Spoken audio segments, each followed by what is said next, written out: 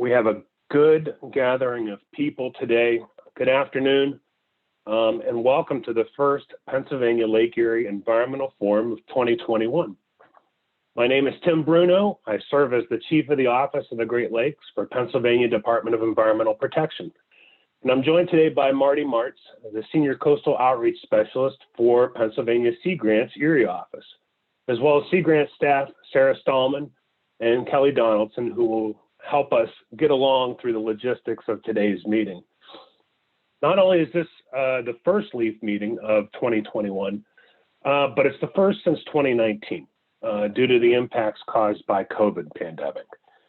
It has been a challenging year on every front, from social distancing impacting our personal lives to the challenges of government and society as we wrestled with racial injustice and political unrest.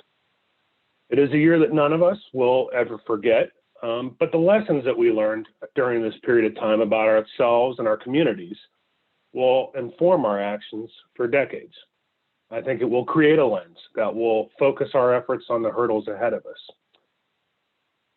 A vision of a more sustainable, thoughtful, inclusive future consists of the following: assuring that all races have a role in public policy discussions and considerations, but even more specifically, actively including members of our society that have experienced a history of injustice and marginalization.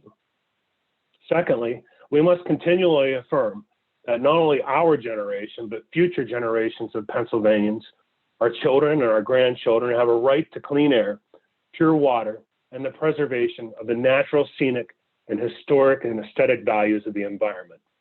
They are our common property, and they shall be conserved and maintained for all. It's our state constitution assures that. Additionally, we must acknowledge that our climate is constantly changing, and that the impacts from a changing climate, especially to those communities along the Great Lakes, can be planned for, and resilience to those changes be achieved not only through our built infrastructure, but how we continually evolve our philosophies to how we live, recreate, and conduct economic activities in these coastal areas. Another point, we must identify the types of fuels that we use as a society and the ramifications from those, and the methods of electricity generation and consumption that drive our economy, because those are inextricably linked to the quality of our water and our air and our land resources. And finally, the commonly held belief that our water, wastewater, and stormwater infrastructure provide essential public services that leverage growth and vitality of our communities. These systems must be consciously and deliberately planned for, maintained, and sustainably funded so that they stay in the public trust and provide those benefits in perpetuity. I suspect you're going to be hearing in depth about many of these issues today with our slate of very accomplished professionals and partners, and what I hope I consider friends. Some of these themes that we're going to be hearing about, we're going to be learning about Pennsylvania's efforts to craft updates to the state water plan. This is the guiding document that helps us plan for and manage water in Pennsylvania. We're going to hear about the state of our largest local drinking water utility and its efforts to plan for the future of our community's water needs. We're going to gain awareness on how cutting-edge science allows our wastewater to inform our public health decision-making. We're going to see how our local organizations and partners are approaching sustainability and resilience inside of our community. And we're going to hear updates on harmful algal blooms and efforts to monitor for both science and public safety. So right now I'm going to turn it over to my colleague, Marty Martz, to describe some of the features of our online meeting today and how everyone will be able to interact with the presenters. Thank you, Tim, and welcome everybody. We are very excited to not seeing you in person. It's the next best thing at our virtual LEAF meeting today. We're excited by the additional folks who are able to attend via a virtual versus in-person meeting. Most are familiar, I'm sure, with the Zoom platform by now. If you have any questions, please direct those to me in the chat box and I will assist where I can. Note that the meeting is being recorded. We do have a packed agenda today with no official break scheduled, so feel free to leave and rejoin as necessary. Q&A is enabled and you'll be able to ask questions after each presenter as time allows. We also have questions for, time for additional questions at the end of the meeting. If we do not get to your question today, we'll pass it along to the appropriate presenter and share their response with you. Special thank you to Kelly Donaldson, who's helped us pull our very first Zoom webinar together, and to our presenters. And with that, Tim, I'll turn it back over to you. Excellent. Thanks, Marty. So I'm going to keep my remarks and my updates for the Great Lakes Basin brief today, because we do have a packed agenda. I think we were even ambitious in trying to cover as many topics as we did today. But I would like to, for those of you who are first joining the Lake Erie Environmental Forum, I'd like you to learn just a little bit more about the DEP Office of the Great Lakes. And so under normal circumstances, we're located in the Tom Ridge Environmental Center at Presque Isle. And we're co-located there with some of DEP's Northwest Regional Office employees. And these are technical staff that address issues such as biology and coastal resources management, and so that we can cover a broad array of policy areas.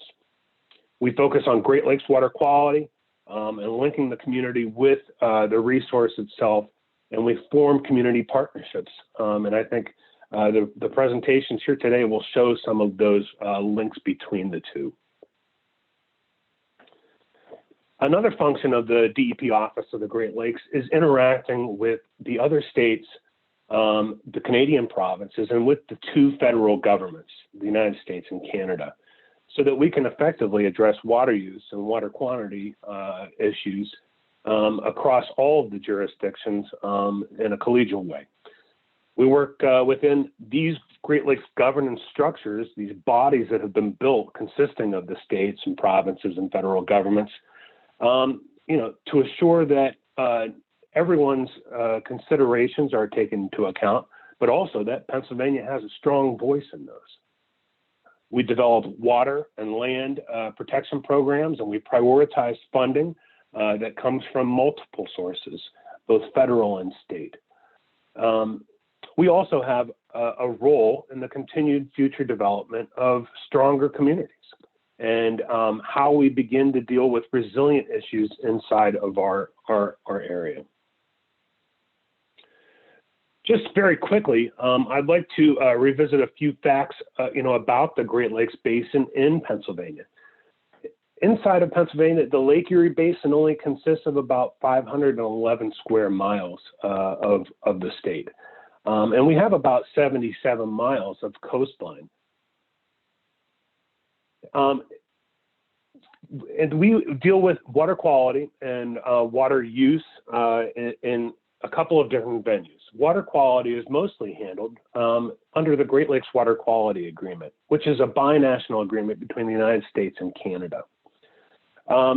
This agreement has multiple different areas that consist of cleaning up areas of concern. The toxic hotspots, Presque Isle Bay, used to be an area of concern on the Great Lakes until, through a tremendous amount of public effort and time invested by private and public citizens, we were able to remove the Presque Isle Bay from the area of concern list in 2013. There are also other areas that are covered by the Great Lakes Water Quality Agreement, namely, and very importantly for here, nutrients on Lake Erie. It provides a venue for the states and the two federal governments and the province of Ontario to deal with Lake Erie nutrient issues such as phosphorus, as well as invasive species. Some quick updates regarding the Great Lakes Water Quality Agreement. The overarching guidance body that helps inform that agreement consists of federal government agencies, state agencies, as well as tribes and First Nations. And most recently, that entity called the Great Lakes Executive Committee met in December to receive updates from the parties and learn more about activities. One of those activities that is of interest to Pennsylvania is that a lake-wide action and management plan for Lake Erie was to be adopted in 2019, and it has experienced several delays, most recently due to COVID. But it has now been delayed until approximately next month, where we will have a plan in place that allows us to focus our resources and our activities on some of the most pressing water quality and land issues within the Lake Erie watershed. Secondly, Pennsylvania interacts with the other states, provinces, and federal governments on water use, both consumptive use, withdrawals, and diversions on the Great Lakes through the Great Lakes and St. Lawrence River Basin Water Resources Compact and Agreement. The compact is between the 8 Great Lakes states and is an interstate compact, and the agreement is between the 8 states and 2 provinces. And it requires that each of the states have conservation and efficiency measures put in place, as well as a regime in which you can permit and provide for the strict review of any type of withdrawal, consumptive use, or diversion on the Great Lakes.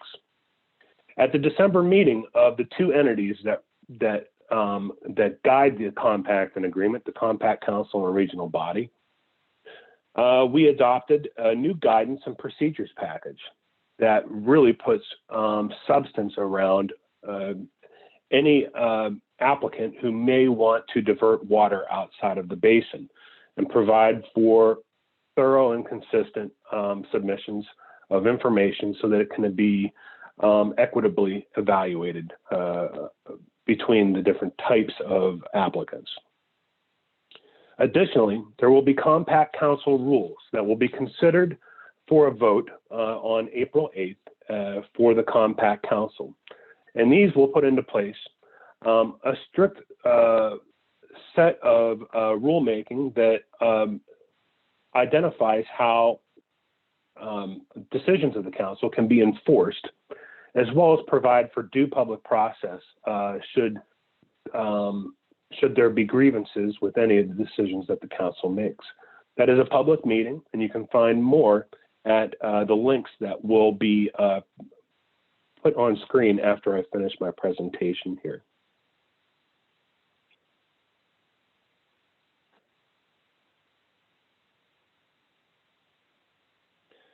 Continuing on, one of the largest investments ever in the environment is the Great Lakes Restoration Initiative.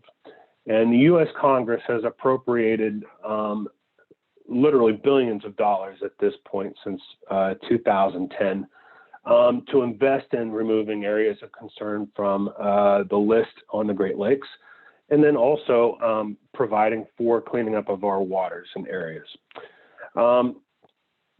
The program most recently received a huge boost in support. U.S. Congress authorized the program for the next 5 years with continual additions of authorized funding on an annual basis. For the 2021 fiscal year, they have appropriated $330 million for the Great Lakes Restoration Initiative. And then moving towards the final year, it increases to $475 million. So this is an excellent opportunity for the states and all of the partners inside of the Great Lakes Basin to remove areas of concern from the list, attack water quality issues such as nutrients and phosphorus, and begin to grab a foothold on some of the issues such as invasive species that have really plagued the basin for a lot of years.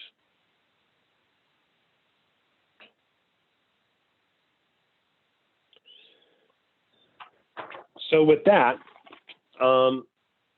what I'd like to do is launch into our programming for today. And we have with us to start our presentations two of my colleagues from the Compacts and Commissions Office at Pennsylvania Department of Environmental Protection. The first is Mark Matlock, and he's an environmental group manager at the PA Department of Environmental Protection, where he oversees the state water plan section of the Compacts and Commissions Office. This contains the areas of drought management, water use data system, and the state water plan. Also, James Horton EIT is a senior engineer at the Pennsylvania Department of Environmental Protection, where he provides technical assistance in the state water plan section of the Compacts and Commissions Office, as well as supports the Drought Coordinator in all drought-related activities. And James and Mark are going to speak today about the state water planning process and some of the developments that have been taking place over the last few months and what we're looking forward to in the future months. So I will turn it over to James and Mark. Good afternoon, everyone. I'm Mark Matlock, the Section Chief, State Water Plan Section. We have a little presentation for you here today. If you have any questions, feel free to ask them at the end. I'll help James answer any questions, but I'd like to turn it over to James Horton. Thank you.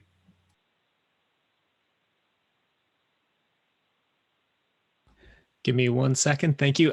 Yeah, just wrestling with the combination of Zoom and PowerPoint running at the same time. So I was trying to find the unmute button there for a second. Hi, everybody. I'm going to run you guys today through essentially the state water plan, what we're kind of trying to do, a little bit of the history of it, and give you a really good overview of it. But first, let me just introduce the entirety of our team that's working on this. So first up, we have Christina Peacock-Jones, PE. She is our division chief. Then Mark, who is here today, chief of water planning section, my boss. We have Mike Hill, our geologist, and me, who draws the short straw and does all the presentations. So I'm going to flip you through the essential history of the plan, just kind of run you through a whole agenda here. Now, first, I actually want to acknowledge this is going to be old news for Tim Bruno. He's been through a lot of this already with the regional committees. So, hey, Tim, I was a little disappointed you didn't break out a guitar solo for us earlier there. I saw the guitar in the background and was getting all excited, but I'll just have to live with my disappointment. Here's the first deal. Context is king. We're going to talk about the history of the state water plan, how a lot of this came to pass, because this gives you an idea of the direction that we're going, the sort of momentum that we've been carrying for the last really 100-odd years or so.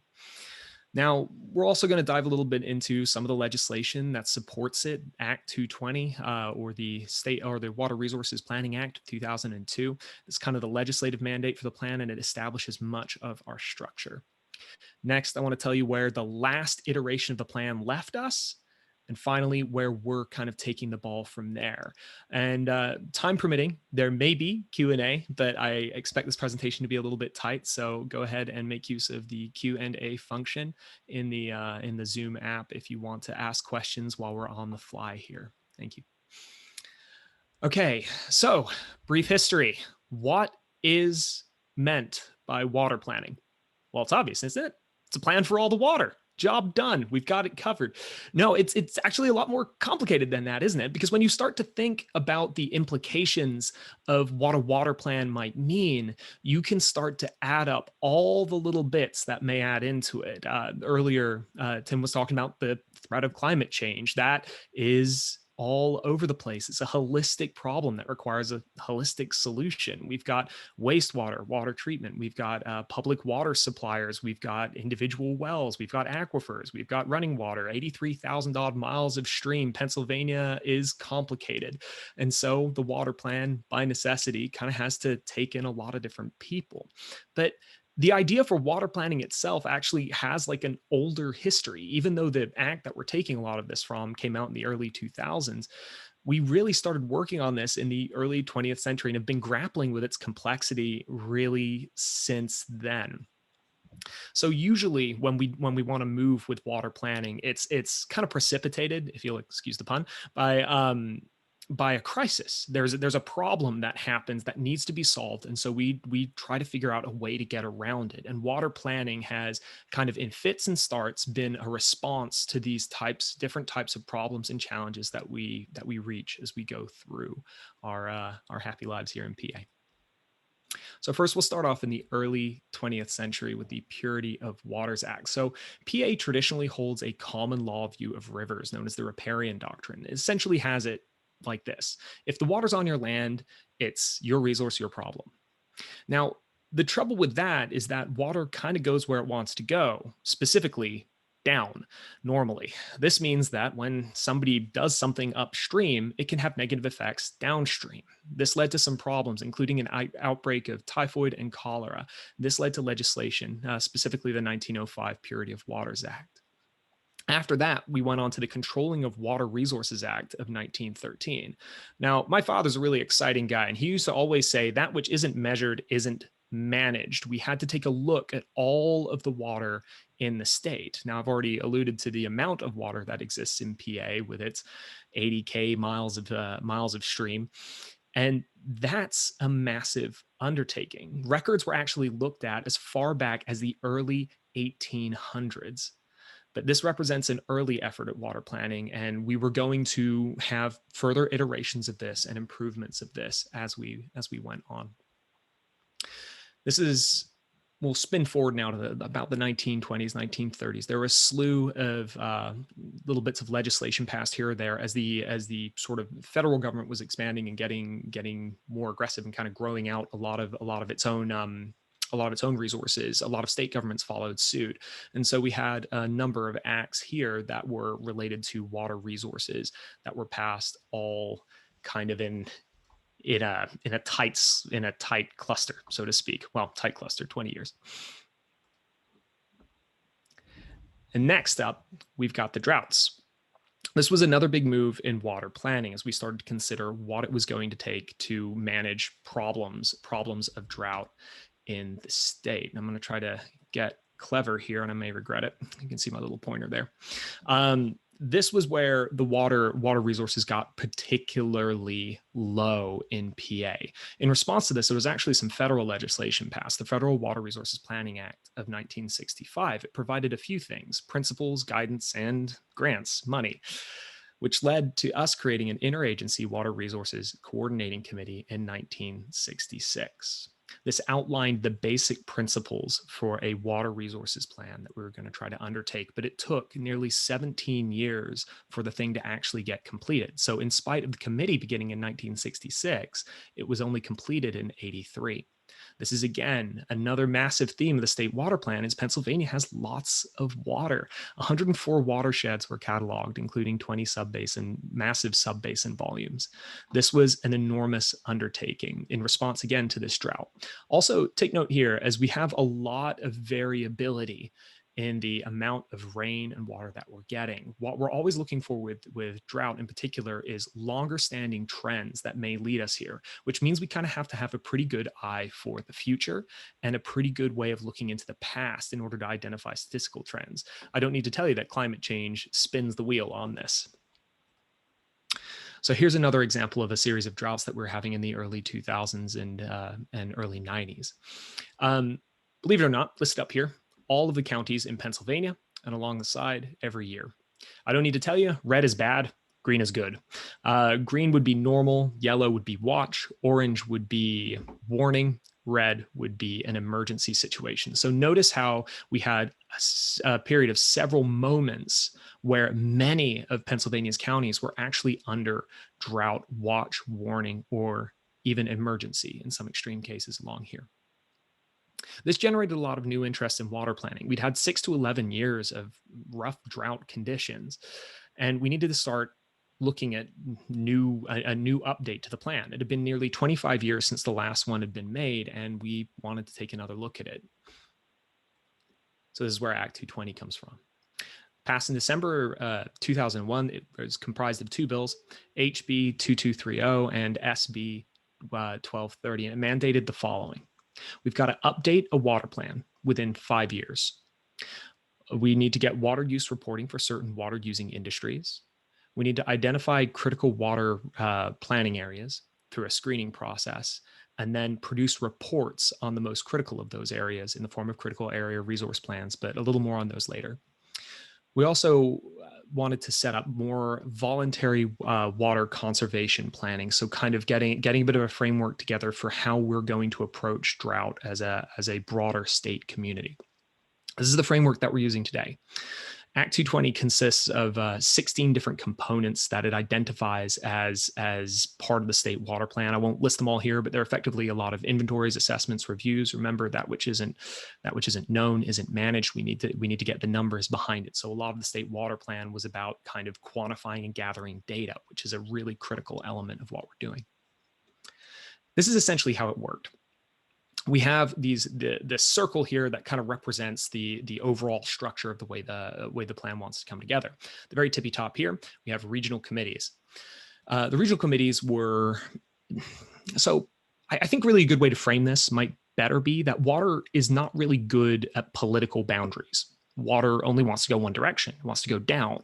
So the best way to organize was to divide Pennsylvania into 6 kind of meta watersheds, like big regions. We're talking the Upper Susquehanna, Lower Susquehanna, Potomac, Ohio, the Great Lakes region, and Delaware planning region. So we split the whole thing up into a number of different committees. And Act 220 is very specific about the types of people we need on those committees. They're usually experts from a very different fields, different backgrounds, and they are to help guide the development of the plan and recommend components for the statewide committee. The statewide committee is similarly constructed to the regional committee in that it has a broad array of experts from a number of different fields that are in it. Their job is to approve and recommend for approval the adoption of the plan to the secretary, but they also kind of handle some of the larger statewide issues like legislation and things like that, rather than more regional focuses that you might find elsewhere in the regional committees. PADEP kind of covered that. That's the approval with the secretary, and we kind of help guide and shepherd the process through.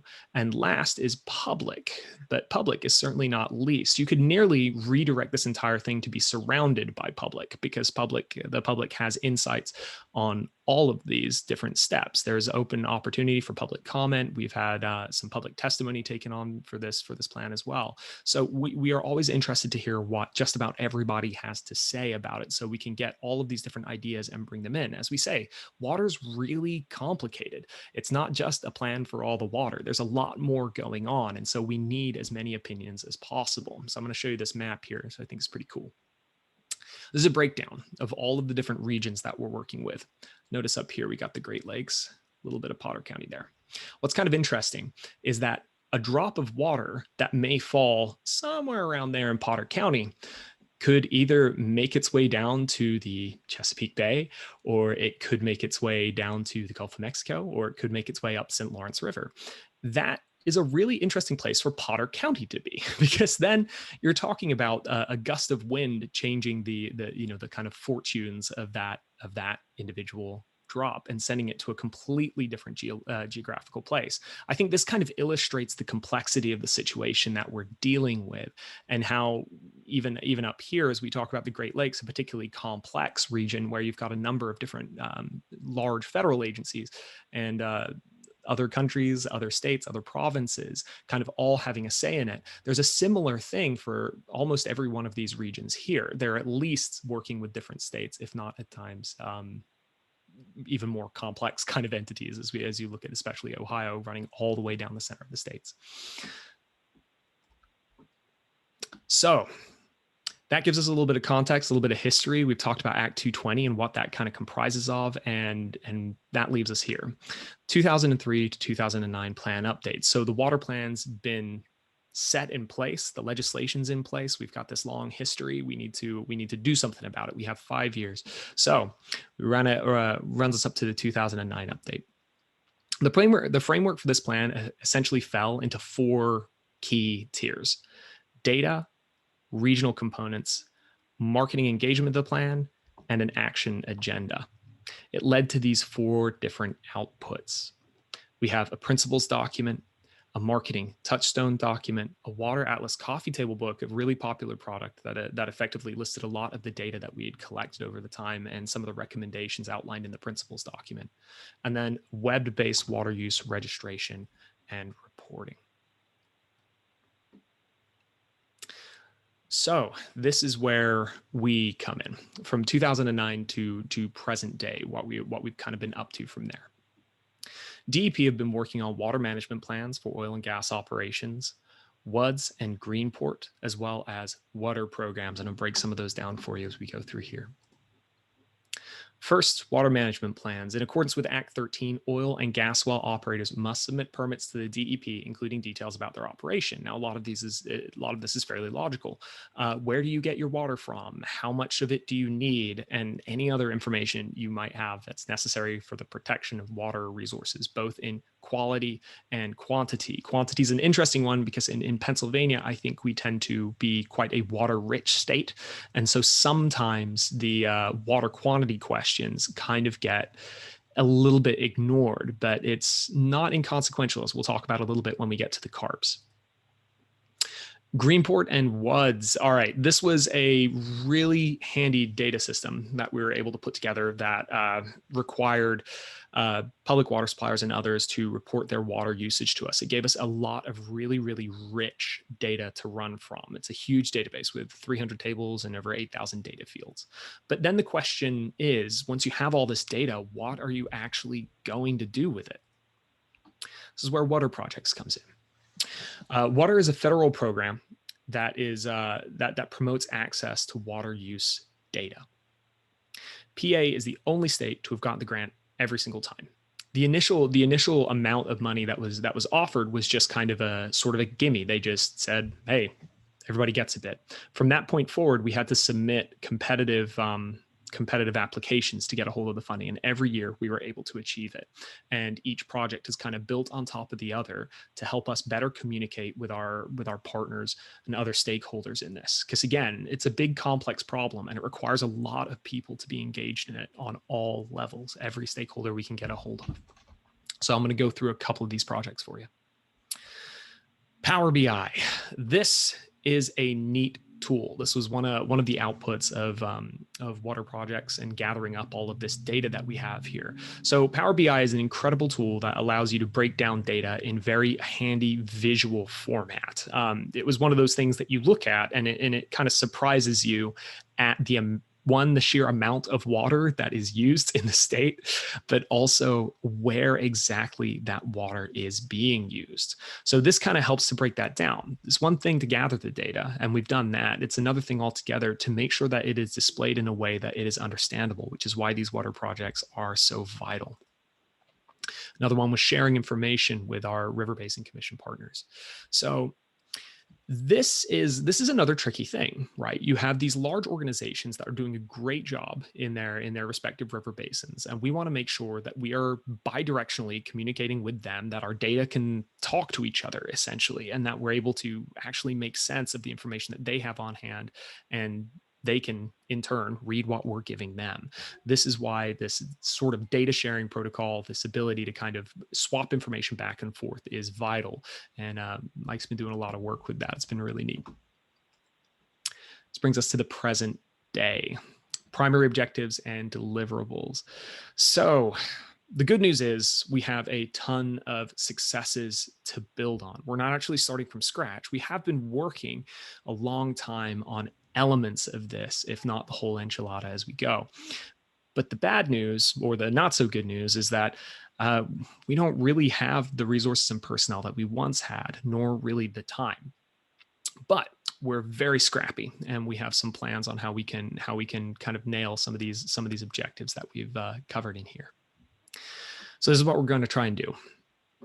Act 220 requires an update of the prior plan. So we're going to review the regional accomplishments, take a look at what each region thinks has been done so far, talk to everybody in their varying fields and committee members, and establish what's been done, what's been accomplished, what's changed, how has the ground changed, and then we're going to establish some new objectives for each of those regions.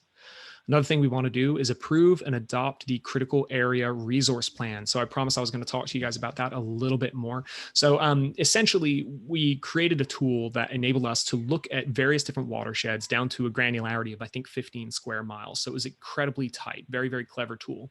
And we use that to look through the whole state, look at how much water is being withdrawn, how much water was expected to arrive there. From there, we were able to identify a few very critical locations where their bank accounts were going in the red, so to speak, like they were drawing out more than they should. So from that, we were able to pick 3 specific locations, technically 4, but 2 of them were so close together, we bundled them. So 3 critical area resource plans were created. They're currently being reviewed. We're having the finishing touches put on them. We're hoping to get them out with this update. Next was enhanced web applications and tools, stuff like Power BI. Again, like it's one of these things where it's important to get everybody involved. And the only way to do that is to make sure everybody is reading from the same hymnal, right? We have to have the same information on hand so we can make useful decisions. So that's where these like big statewide databases being summarized in things like Power BI reports comes in super handy. And the last is the 2018 Governor's Climate Action Plan, particularly with stormwater, BMPs, and flooding. So this is the particulars about the climate action plan and kind of how we're adapting our own strategies now to kind of build upon the work of prior water plans to include more to do with climate change, and particularly the plan. There were 2 specific things. Stormwater best management practices and promoting integrated water resources management and water conservation. Those are the 2 areas that we're focused on specifically. When it comes to climate change, we're not so much on the what causes it and how to reduce it plan. We're on the adaptation side of it. So these were the 2 particular things that we were seeking to identify and deal with. So how are we actually going to do that is the next question, because as we say, it's a big question. It's enormous, actually, and is very, very difficult to grapple with and navigate. So the first thing is to take a look at what everybody else is doing with regard to the strategies 14 and 15, specifically integrated water resources planning and BMPs. We don't want to start from square one. We want to take a look at what the work that's already been done and try to avoid reinventing the wheel. Another one to consider is how climate change will impact different regions, as opposed to simply a statewide or kind of meta-regional level where we're looking at, the Northeast. How specifically will it impact the Delaware, and how will that be different from how it's going to impact the Ohio or the Great Lakes? What are the specific problems that we're looking at here, and how can we best adjust to them? Next one is to actually identify the best adaptation strategies, especially looking at stuff that we haven't yet explored.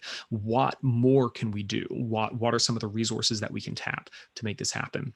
And we're also going to seek to identify opportunities for collaboration that would lend towards implementing the stormwater and integrated water resources strategies. So this is essentially just what partners can we find who can help us along the way here. Again, it kind of links with that first one. Who's already doing the work and how can we help them get there?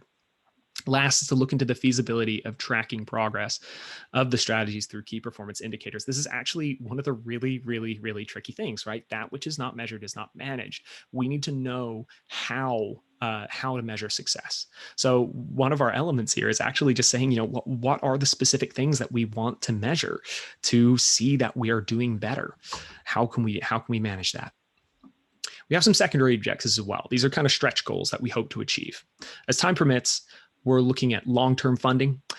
We unfortunately, historically kind of started and stopped. It's been a bit staccato. We want to make sure that we can keep this project running full bore and continually. So we're always adding little bits and updating. Next is legislative, regulatory, policy, or programmatic changes. Is there any element of Act 220 that should change? Is it serving the needs of Pennsylvanians right now? And how do we improve the efficiency and effectiveness of the state water plan as an overall entity? So here's how we're going to do it. 2-year work plan. Effectively, year 1, which we have closed off here, but we're getting established, starting work on just essentially getting started, getting all the committees together, getting people talking to each other, getting public input. The first half of year 2, which is this year, is completing drafts of regional components. So we're going to start looking into getting the actual work of the project done and submitted then to the statewide committee for the second half of year 2 and first half of year 3, which is where we're hope to review, recommend, and approve. So a lot of the editing time, a lot of the kind of final recommendations time, and then send it off to the secretary for approval. So here is a way of kind of another way of looking at this and kind of analyzing it. We talked a little bit about the regional committees and the statewide committees. So this is just another visual to kind of help you grapple with that. As discussed, much of the work has already been done and needs to be assessed and updated at the regional level and then passed on to the statewide level. We're going to start with the regions and then move to the state for final approval of the updated plan. So here's a bit of a breakdown as to how all of this kind of cooperates. Right now, we're looking at getting the CARPs through the regional committees, see them to get them approved, get them to weigh in, and then pass it through to the statewide committee. So last, if you have any additional questions or you want to do some light reading or check out some of the little courses we put together, please check us out at the Clean Water Academy. And if you'd like to know any more, contact Mark, my boss. All right. Thank you very much, everybody. Excellent, James. Thank you very much. Thanks, Tim. And I think right now what we'll do is we'll open it up to any questions that anyone may have. James, one of the things I want that your presentation brought up was in Act 220 and how we have water reporting. And through the grants that we've received through different areas, we've been able to streamline that process so that we get a very rich data set. Yeah. And one of the things that I think that the Great Lakes region is very much ahead on is accounting for the water uses that are inside of the basin. That data set is passed along to the Great Lakes Commission, which compiles all of that data and brings it up to the Great Lakes and St. Lawrence Compact and Agreement so that we can evaluate on an annual basis how we're doing in terms of that. And just as a quick background for the Great Lakes Basin, we use, as of I think it was water year 2019, we're at approximately 38 million gallons inside of the Great Lakes Basin, 1 million gallons per day. And to give you a perspective of that to the water use of the rest of the basin, we only use about 0.0007% of Great Lakes water on a daily basis. So you're not worried about quantity. I don't think we're worried about quantity, but nonetheless, that data is important so that we understand, how we move forward with better conservation and efficiency. That just because we have a lot of water doesn't absolve us from using it properly. Yeah, that's a good way to frame water quality questions as well. That's great. And while we have just another minute left, I don't see any questions popping up on the Q&A, but do you have a couple of things that you might be able to relay to our audience about issues that have come up inside of the Great Lakes Regional Committee that's helping inform the state water planning process? Oh my goodness, I've had my head in this for a while. And Mark, I saw you come off mute. Do you have some insights? Just simplest thing is our next meeting is April 28th. So we'll discuss a lot of information there. A lot of things that come up at the committee is the coordination with the other states and countries. A very unique region where you have other nations involved and different states, just pretty big basin across all the different Great Lakes there. So there's a lot of coordination is one of your biggest priorities we'd like to accomplish. Excellent. Thank you both for that good summary. I know that there are some other folks who are on the phone and on our presentation today who are on the Great Lakes Regional Committee for the State Water Plan. Probably one of the most important ones on that committee is the chair, who is our next presenter. And so I think what we'll do is we'll move on to the next segment here. That's going to focus, it's just one of our special focus areas. We're going to focus on public drinking water today. And the largest supplier of water in the Lake Erie Basin in Pennsylvania is Erie Water Works. And so we're lucky to have not only the chair of the Great Lakes Committee for the State Water Plan, but also one of the most important folks there at Erie Water Works, Craig Palmer. And Craig has worked in Erie County water and wastewater utility sector since 1998. In 2006, he became the Senior Manager of Engineering Services for the Erie Water Works. He directs the operations of the engineering department and implements an aggressive capital improvements program. He has overall responsibility for the cross-connection control program, service area expansion, water service applications, permits, facility and asset records, and a state-of-the-art geographic information system.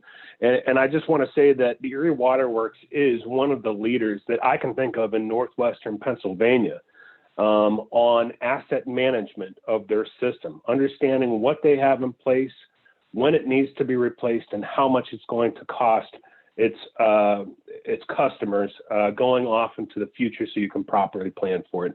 And so now I will turn it over to Craig Palmer to talk about the Erie Water Works.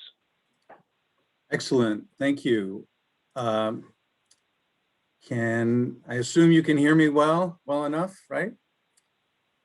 Tim, thumbs up. I can hear you well. Okay, great. So I'm thrilled to be here. When Tim asked me to do this, he actually suggested the name of the presentation be State of the System and Contemporary Challenges for Water Utilities. And when the chief of the Great Lakes asks you to do that, you just roll with it. So I'll cut to the chase. I have lots to cover and just 30 minutes to do so. So I'm gonna be going at a pretty good pace and hopefully you find it interesting. So let's see here.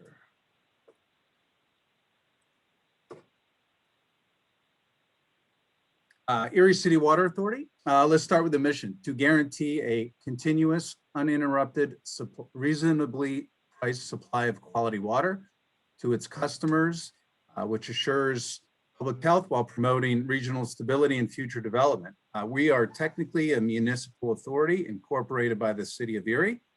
Previously the Bureau of Water and City Hall. We became an independent authority in 1992. Primarily to fund system improvements that were truly needed as a result of very little investment in the system over the years. We also rebranded to become the Erie Water Works to better represent our regional approach and customer base.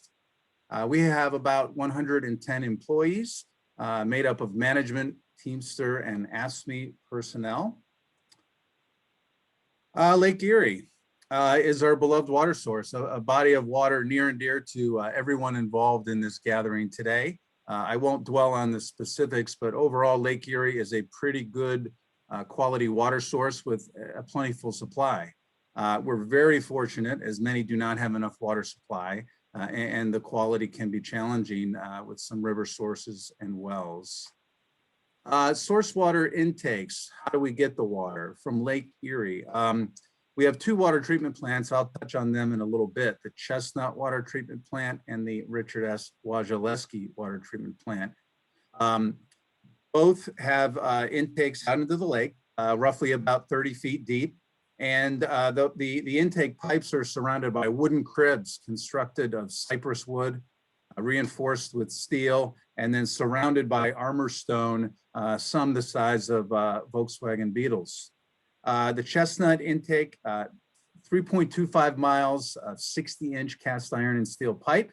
Folks, that's 17,000 plus feet. And the Wajalewski intake, 1.67 miles of 72-inch steel pipe. This is kind of the same looking sketch. This is actually a hand drawing. And if you look in the middle, right above where it says harbor, you'll see that it says present intake crib. And this is actually a hand-drawn sketch from 1903. And this was actually used to propose an extension into Lake Erie and across Presque Isle. And so the commissioners of the waterworks intended to do that and made application to do so. As a result, I believe the waterworks developed one of the first roads onto what is now the most visited state park in Pennsylvania. What's even more interesting to me is the next piece that I'll share.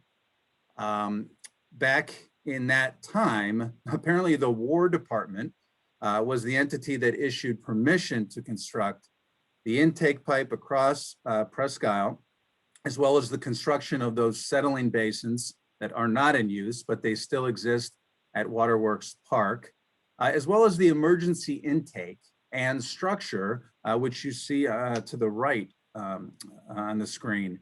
And that was recently removed from the bay and put on land and beautifully restored. And so that's what you see there. But what's really interesting is the signature at the bottom of this permit, if you will. It's signed by William Howard Taft, the 42nd Secretary of War, who served from 1904 to 1908. And he gave up that position to become our 27th President of the United States, serving from 1909 to 1913, proving the origins of the waterworks has much history. Water service area, we serve 64 square miles in the Great Lakes Basin.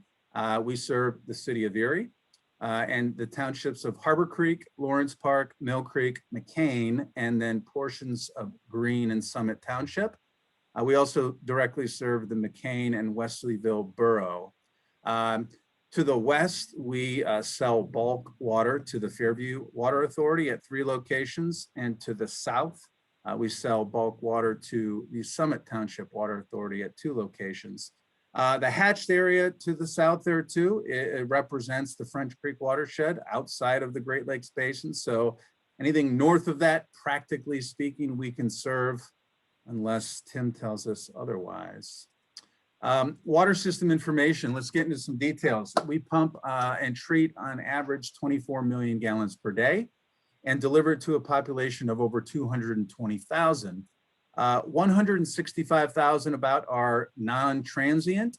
They live in our service area, and about 57,000 are considered transient. So they don't live in our service area, but they either work here, attend universities in our service area, visit hospitals, and then there's tourism, hotels, things of that nature.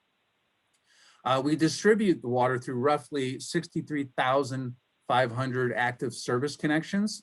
About 57,000 are domestic, 4,000 commercial, 500 industrial, 1,800 institutional. As I said, 2 water treatment plants. I'll talk about those more in a bit. 17 water storage facilities, consisting of 76 million gallons of water in storage.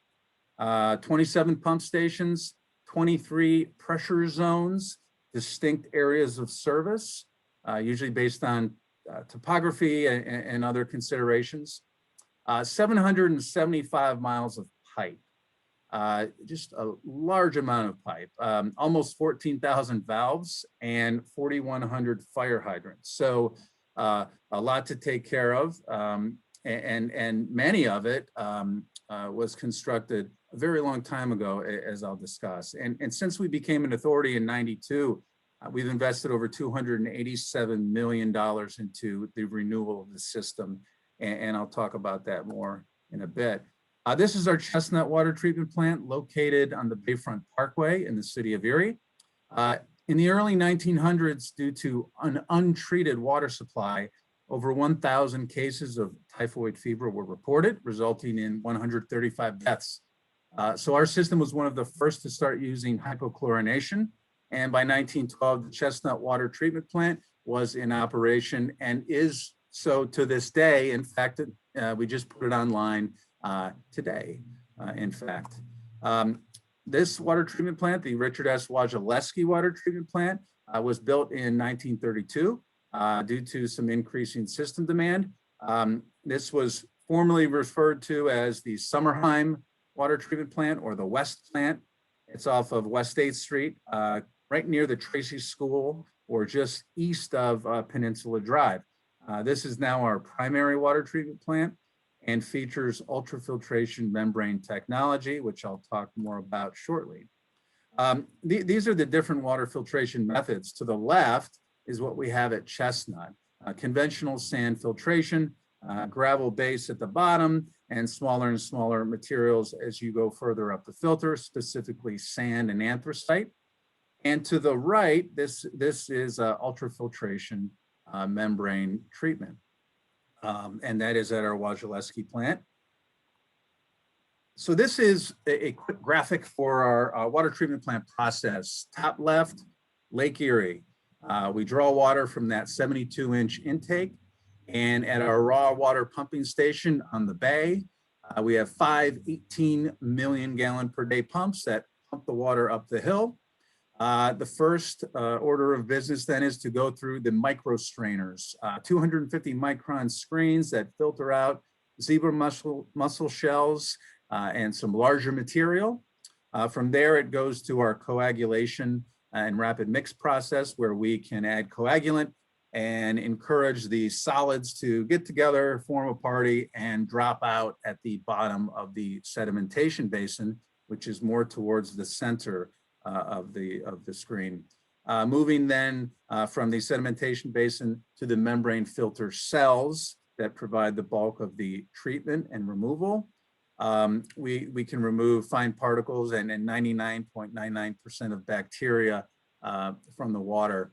From there, the membrane filtration pumps draw the water through the filters and to the finished water clear well, where we provide for disinfection and chlorine contact time prior to pumping into the system to our customers, water storage tanks, and the like.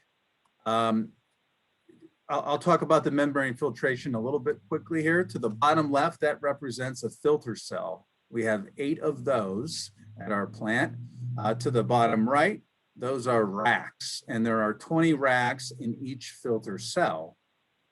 In each of those racks, there are 9 clovers, kind of like a 4-leaf clover. So in each clover, there are 4 modules that provide treatment, and we have over 5,000 of those modules at the plant, consisting of, each module actually has over 10,000 fibers, and along those fibers or strands, there are 0.04 micron holes that allow water to go through and other things not to. So we have a total of, all being said, 55 million total fibers providing treatment at the plant. A little bit closer view to the left, that's a module. It's a little less than 4 feet tall. They are made of PVDF, polyvinylidene fluoride fibers. Again, nominal pore size of 0.04 microns. And so what we're trying to filter out, for example, cryptosporidium is actually 75 to 200 times larger than those 0.04 micron holes. So it's actually considered a physical barrier of treatment. It's kind of the equivalent of trying to get a golf ball through a hole the size of a single grain of sand at the peninsula, and so it just doesn't fit. How do we get the water into the system? Well, not with Big Bertha, but we used to. Big Bertha was in use from 1912 to 51. It is listed on the Historic Registry of the American Society of Mechanical Engineers. It's still at our facility, and we give tours during Celebrate Erie. And so if you're interested in the future, once that starts happening again, we'll be happy to let you put your eyes on that. So how do we really get water into the system? Well, this is one of our primary pump stations at the Wojciechowski water treatment plant. The 3 pumps to the center towards the top, each are 1,500 horsepower, 25 million gallon a day pumps. That's 17,500 gallons per minute. I'm not standing on it, but it's not shown in the picture, but there's a 45 million gallon per day pump, and that can put out about 31,000 gallons per minute. The 2 smaller pumps on the bottom are 5 MGD pumps. They provide water to our West Lake area to the west of the plant. we have many other pump stations, 27 or so, and this just gives you an idea of what they may look like and the names of them. Moving along, our stored water. As I said, we have 76 million gallons of storage, and I'll talk a little bit about how we do that. The first is reservoirs. They represent the most water stored. So our Sigsbee Reservoir off of 26th Street, across from the Erie Cemetery, is shown at the bottom left. It has a floating cover, and it represents 34 million gallons in storage. You could say it's the heart of the system. To the bottom right, that is our Johnson 5 million gallon reservoir. That is an aluminum geodesic dome on top. That's not a Gulf dome. So underneath there is potable water. And there's a sister 10 million gallon reservoir next to it. Then we have our 10 million gallon reservoirs at Cherry up in the Grandview area. And top right is the Davison Avenue Reservoir constructed within the past 10 years. Standpipes and hydropillars. So the list to the left are all of the standpipes. We have 8. And standpipes are more or less pencil tanks, if you will. The bottom left is a standpipe, our depot standpipe. That's a bolted steel tank. The interior, there's glass fused to the steel. So there's not a coating system on the inside. That's in Harbor Creek Township. And the bottom right shows 2 sister tanks in our East Booster pressure district. The tank to the left is a standpipe, and there is water throughout the entire standpipe from the bottom to the top where it starts curving. To the right, that hydropillar, the water's at the top in the lollipop, okay? And so it's not below in the stick holding up the lollipop. So that allows us to get more water higher to provide more sustained pressure and greater quantity of water. So those are the different types of storage systems. Moving on to the contemporary challenges aspect, and there certainly are many. These are some of the more significant challenges that all utilities face. Water quality is always job one for a public water utility. It's important to put into context that we are the only utility that delivers a product for consumption. It's a product that sustains life and the health and welfare of our customers. It's why we like to say that water is truly the lifeblood of the community. And it's okay that if you don't notice it till you don't have it. And we like to make sure that tap is always running with high quality H2O. Regulatory changes. As new regulations are created and existing ones are modified, it's always a unique challenge to make sure that you address these in a way that ensures simultaneous compliance, which we'll discuss a little bit more shortly. Aging infrastructure. If you haven't heard that term, well, that would be surprising. Most of the United States is dealing with this challenge and how to fund replacement and extend the life of the assets we have in order to meet our mission. Another issue, aging workforce. Baby boomers, they're starting to retire. They are retired. So we're in the midst of that. And it's increasingly difficult to find qualified people to replace those who have been around forever. A few years ago, we had 3 people retire in one department that had a combined 140 years of experience. So the water industry and associations are trying to find ways to attract the next generation of water warriors. Rates and affordability, one of the issues that many utilities are dealing with. How do we keep rates affordable while dealing with increasing costs and the need to replace infrastructure that has largely been ignored for decades? Safety and security, safety of our people going home every single night and that of our assets. And security, there's so much to cover and unpack here. Physical security, vulnerabilities from bad actors, cybersecurity, hacks, loss of data, and things of that nature that I'll touch on. And then climate resiliency. That's a big thing that, extreme weather events happen more and more, and being able to get through those and still provide the product we do is vitally important. So let's touch more on regulatory changes, starting with the lead and copper rule. Lead can enter drinking water when plumbing materials that contain lead corrode in the system or internal plumbing. And so the Waterworks adds polyorthophosphate to coat the pipe interior to help prevent any lead present from leaching into the water. You may have heard of the tragedy in Flint, Michigan, when they switched water sources and essentially stopped feeding that chemical.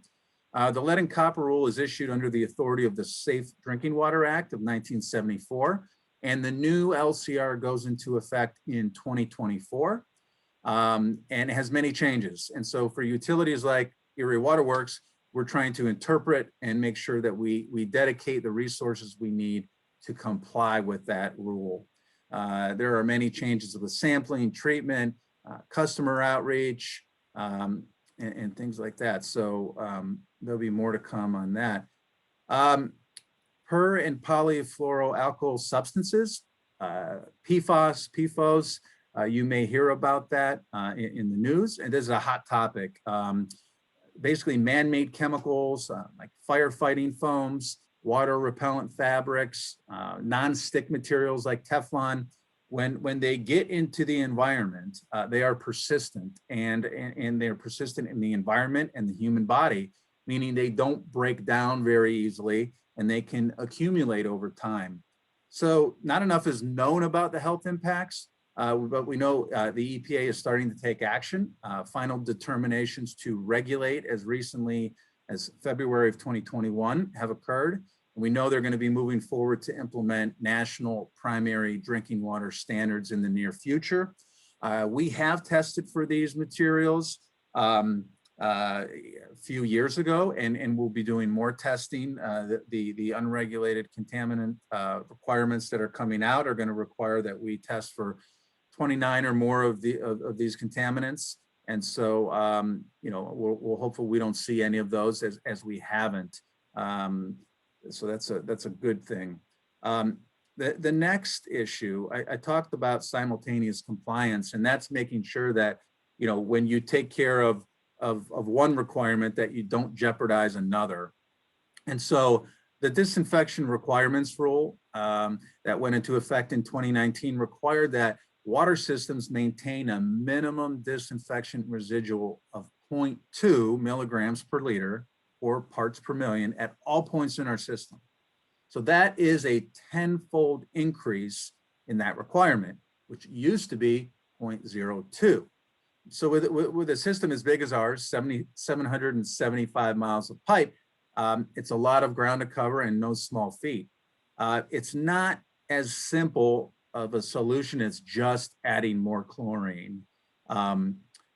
So we have a multi-prong approach to meeting the disinfection requirements rule, and that includes some water system flushing. You may see people out in the system flushing fire hydrants to renew the water in a certain area if it has a little bit more water age and less turnover and usage. And so that's one of our strategies as well.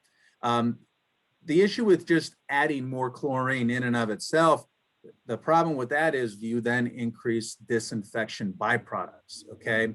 And so under the state disinfection byproduct rule, stage 2, we sample and monitor for 2 categories of disinfection byproducts, trihalomethanes and haliocetic acids. And in excessive levels over a period of time, they are considered possible human carcinogens. So we have strategies that we'll be implementing to counter increased chlorine levels and potentially higher disinfection byproducts. So we have strategies in place that we'll be implementing in short order.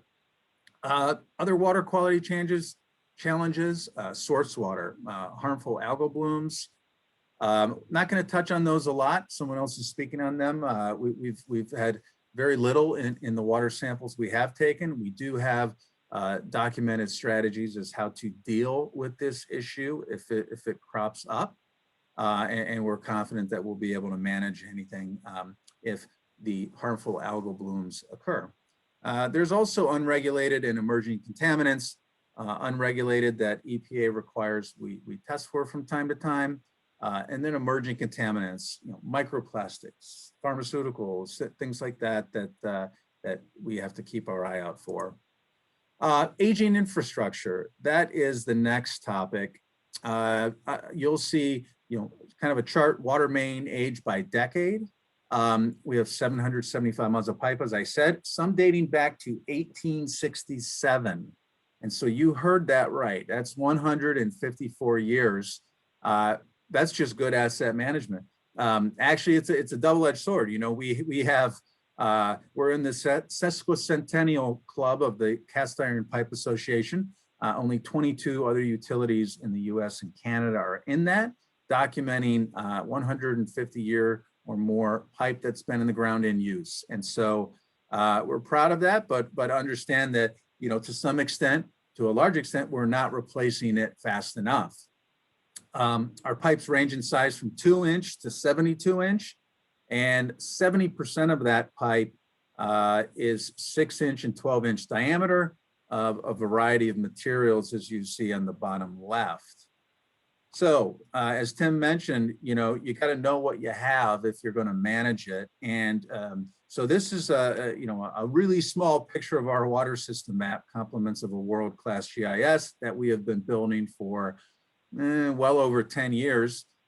We track over 360 assets or features, and then attributes related to those features number over 18 million. Most of our assets are GPS located to plus or minus 3-inch accuracy. And we're proud of that. We use that data all the time. And so this map, you'll see, this is actually our water system. This is a heat map. And we love these because we have been tracking water main breaks very detailed way for over 20 years. And so we have pipe by decade, colored by different decade. And then we have the density, the heat. So if there's lower water main breaks in an area, that's a lighter color, say the yellow.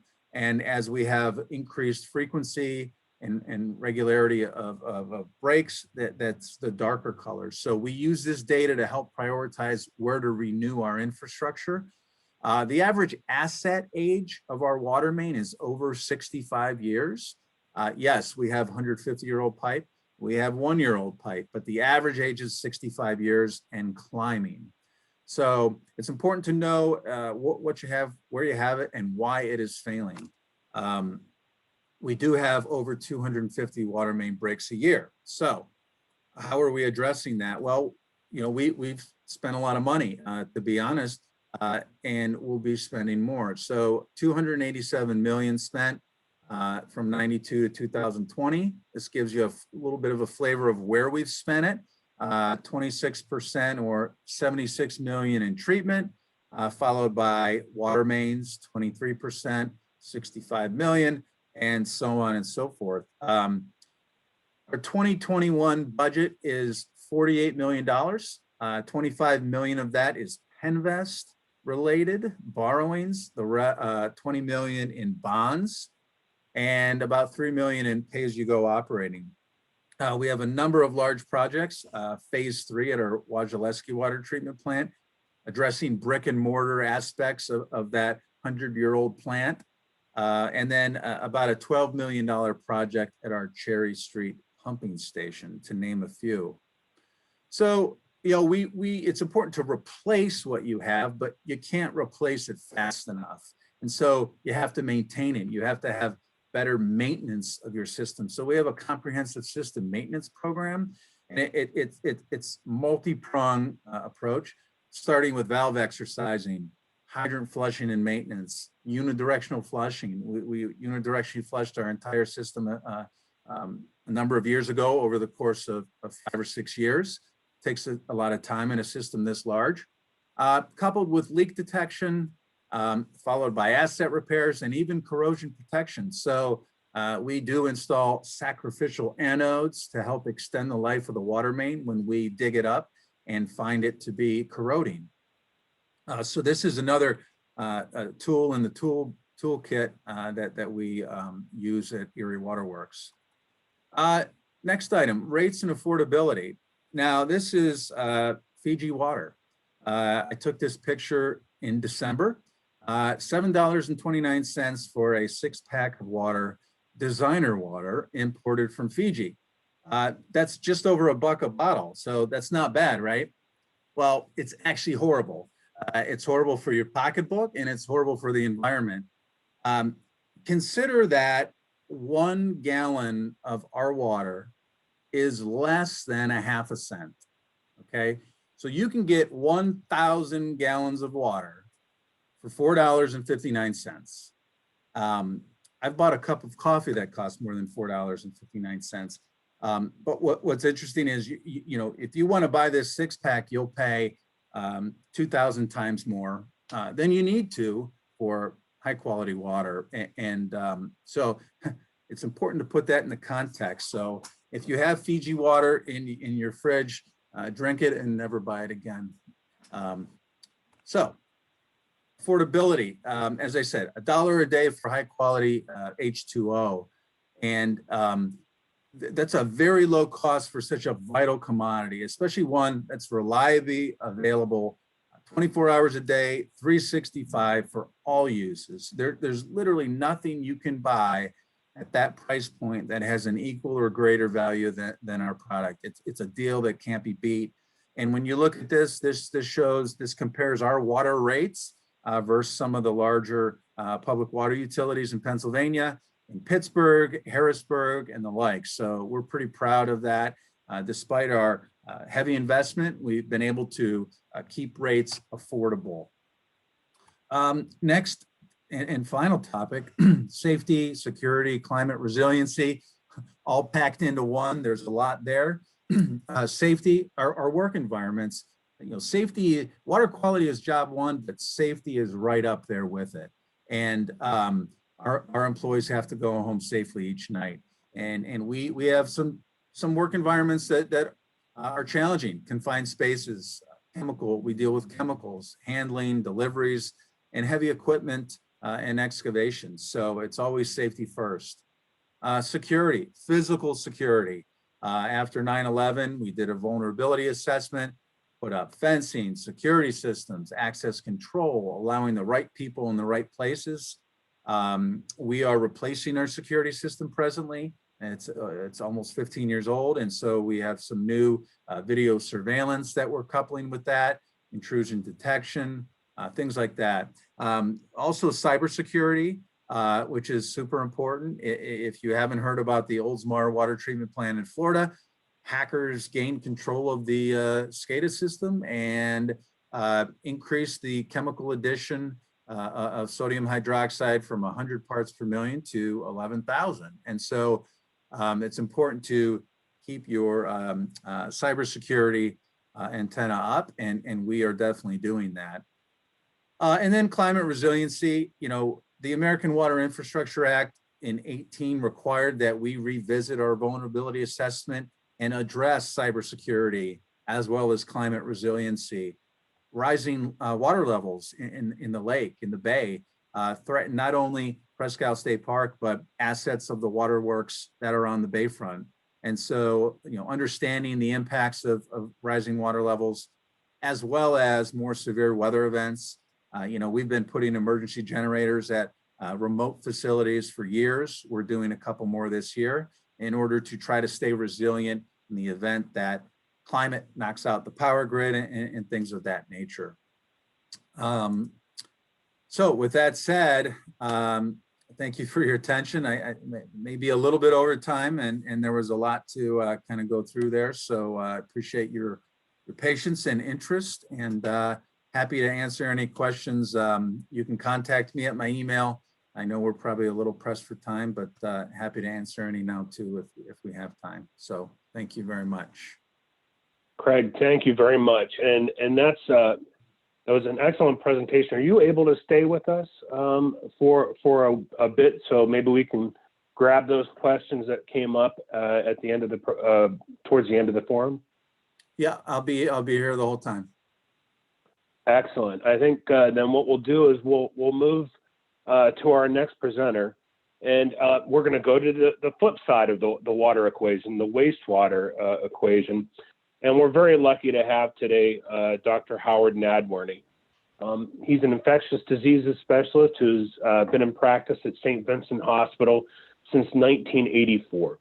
He was the director of the infectious control program there for 30 years. In addition to his clinical practice, he has been a member of the Erie County Board of Health and was its chairman for 5 years.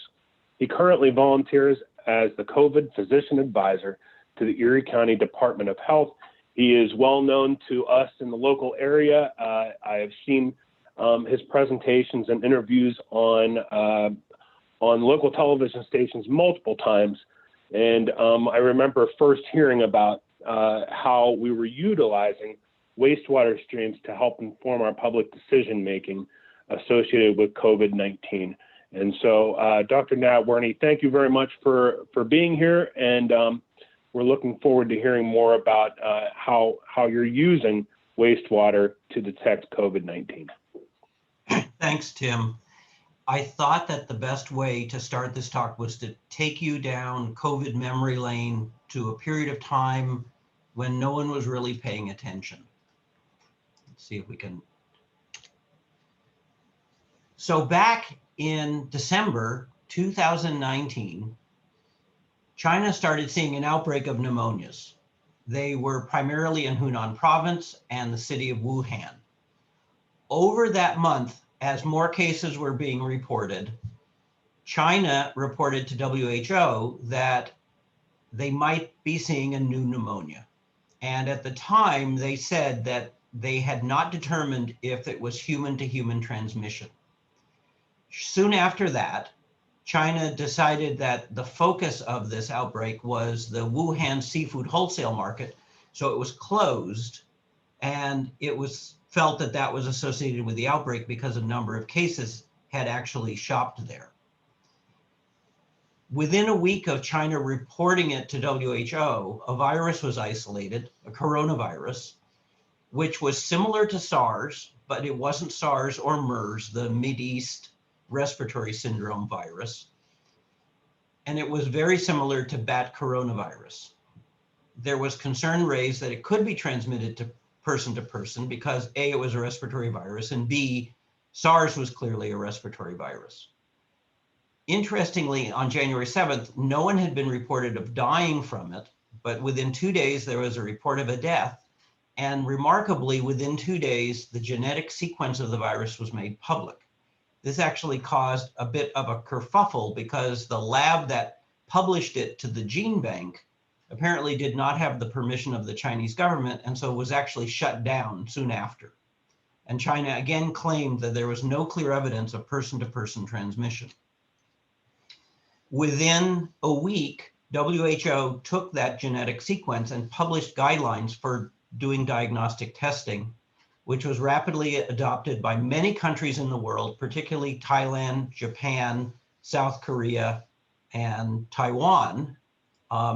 And specifically not the United States, CDC decided they were going to do a Nobel Prize level super duper PCR, which actually ended up taking about 2 months to develop.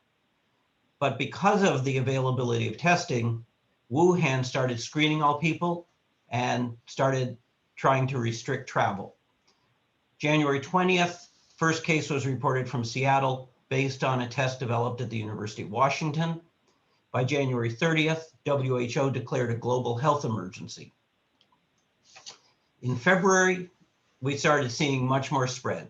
Italy saw a surge in cases, spreads to France, Germany, other European countries. A lot of that because people went to ski areas in the Alps and then brought it home.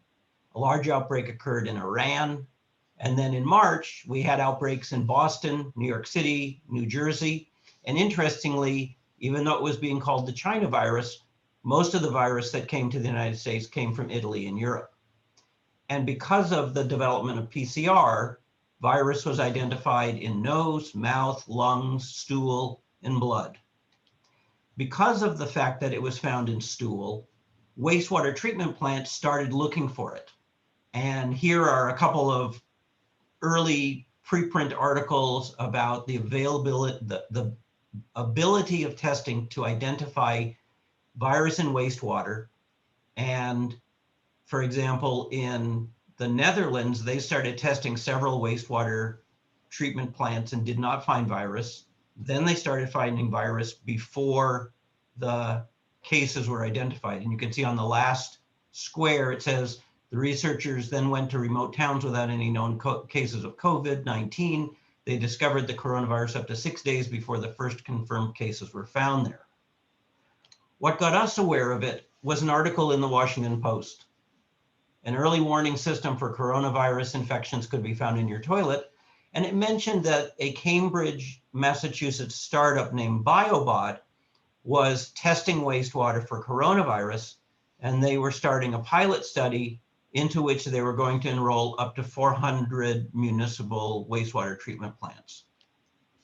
And as a consequence of this article, a consensus developed very quickly that this could be helpful to Erie County.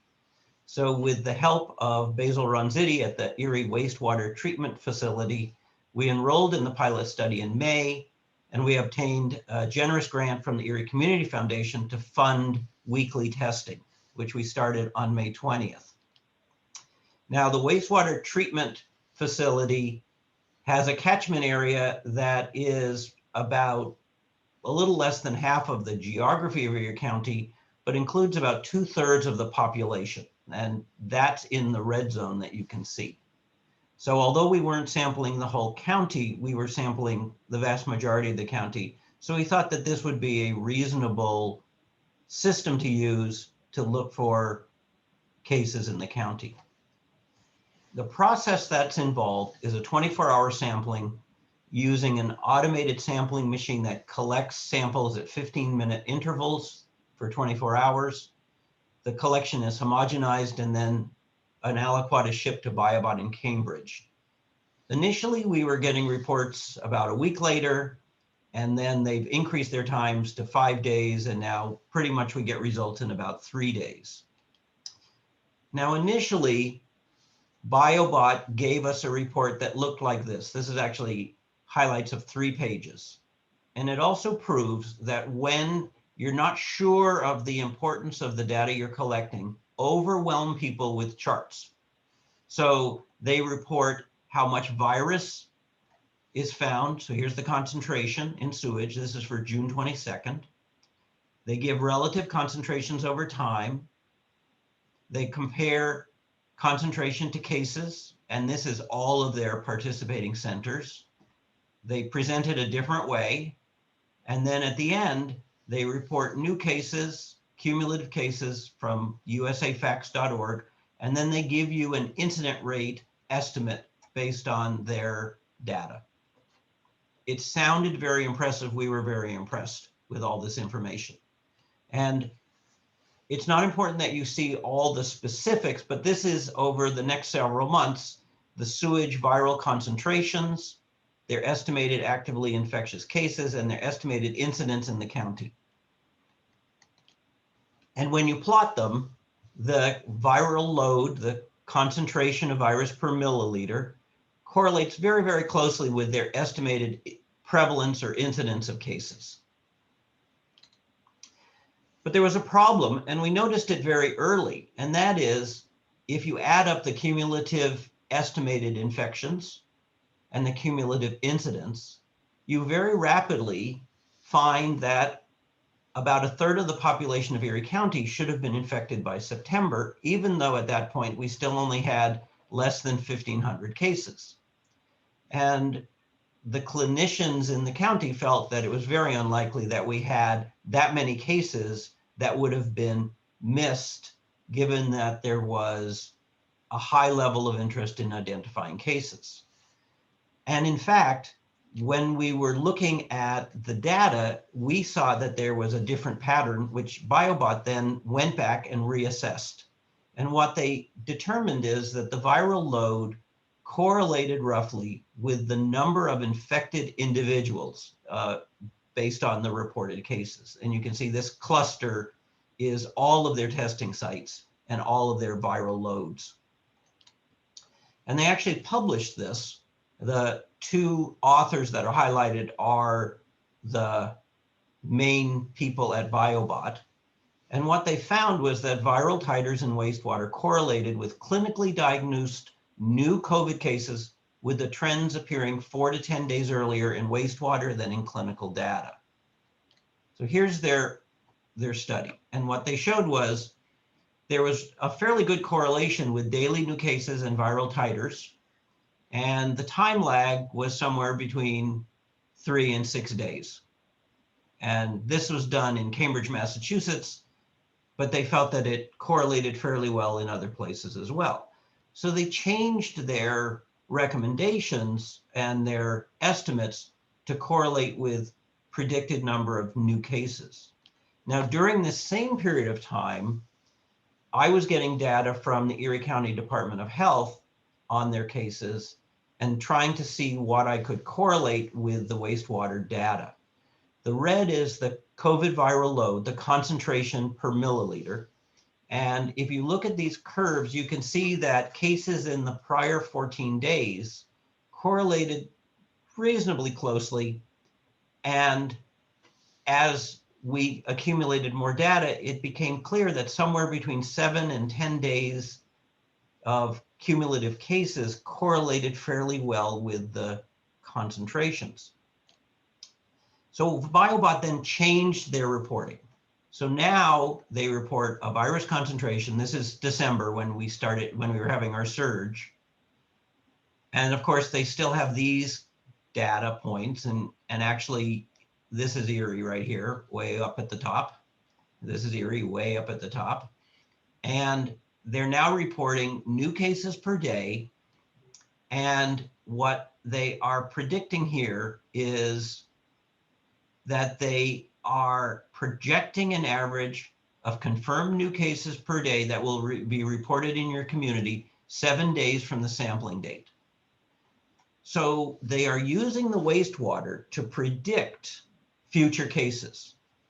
And in fact, it sounded very tempting and it sounded very provocative that you could use wastewater to predict how many cases you would have in the next week. But it turns out that that's an artifact of the way we collect and report data. Wastewater turns out not to be, in fact, predicting future cases. It's actually predicting future diagnosis of present cases. So when someone gets COVID, they are excreting virus in their nose and throat and stool. They are actively infectious for about 2 days before they start getting symptoms, if they get symptoms at all. Once they start getting symptoms, they need to decide that maybe they could have COVID. Then they need to arrange to get tested. Then the test gets sent off and it takes 2 to 4 days to return. And at some points in the last year, it took 5 or 6 days to return. And then when the test is reported, that's when it is put in the state system, and that's the official date attached to the test. So in fact, what happens is that it looks like your wastewater results are predicting what you're going to find in the next week. And that's true, but that's based on the date reported, not when the person's infected. When we look at the shift between cases reported in the next week and viral levels, this is what we found from May to September. Now, I have to say that the reason it says NED's next 6 days is because the wastewater sample is collected on a Tuesday, and I get updated data the next Monday for the information from the state. So that's why it's 6 days rather than 7. But in fact, the number for NEDs is actually the prior 7 days. And you can see that to a great degree, they correlate fairly well.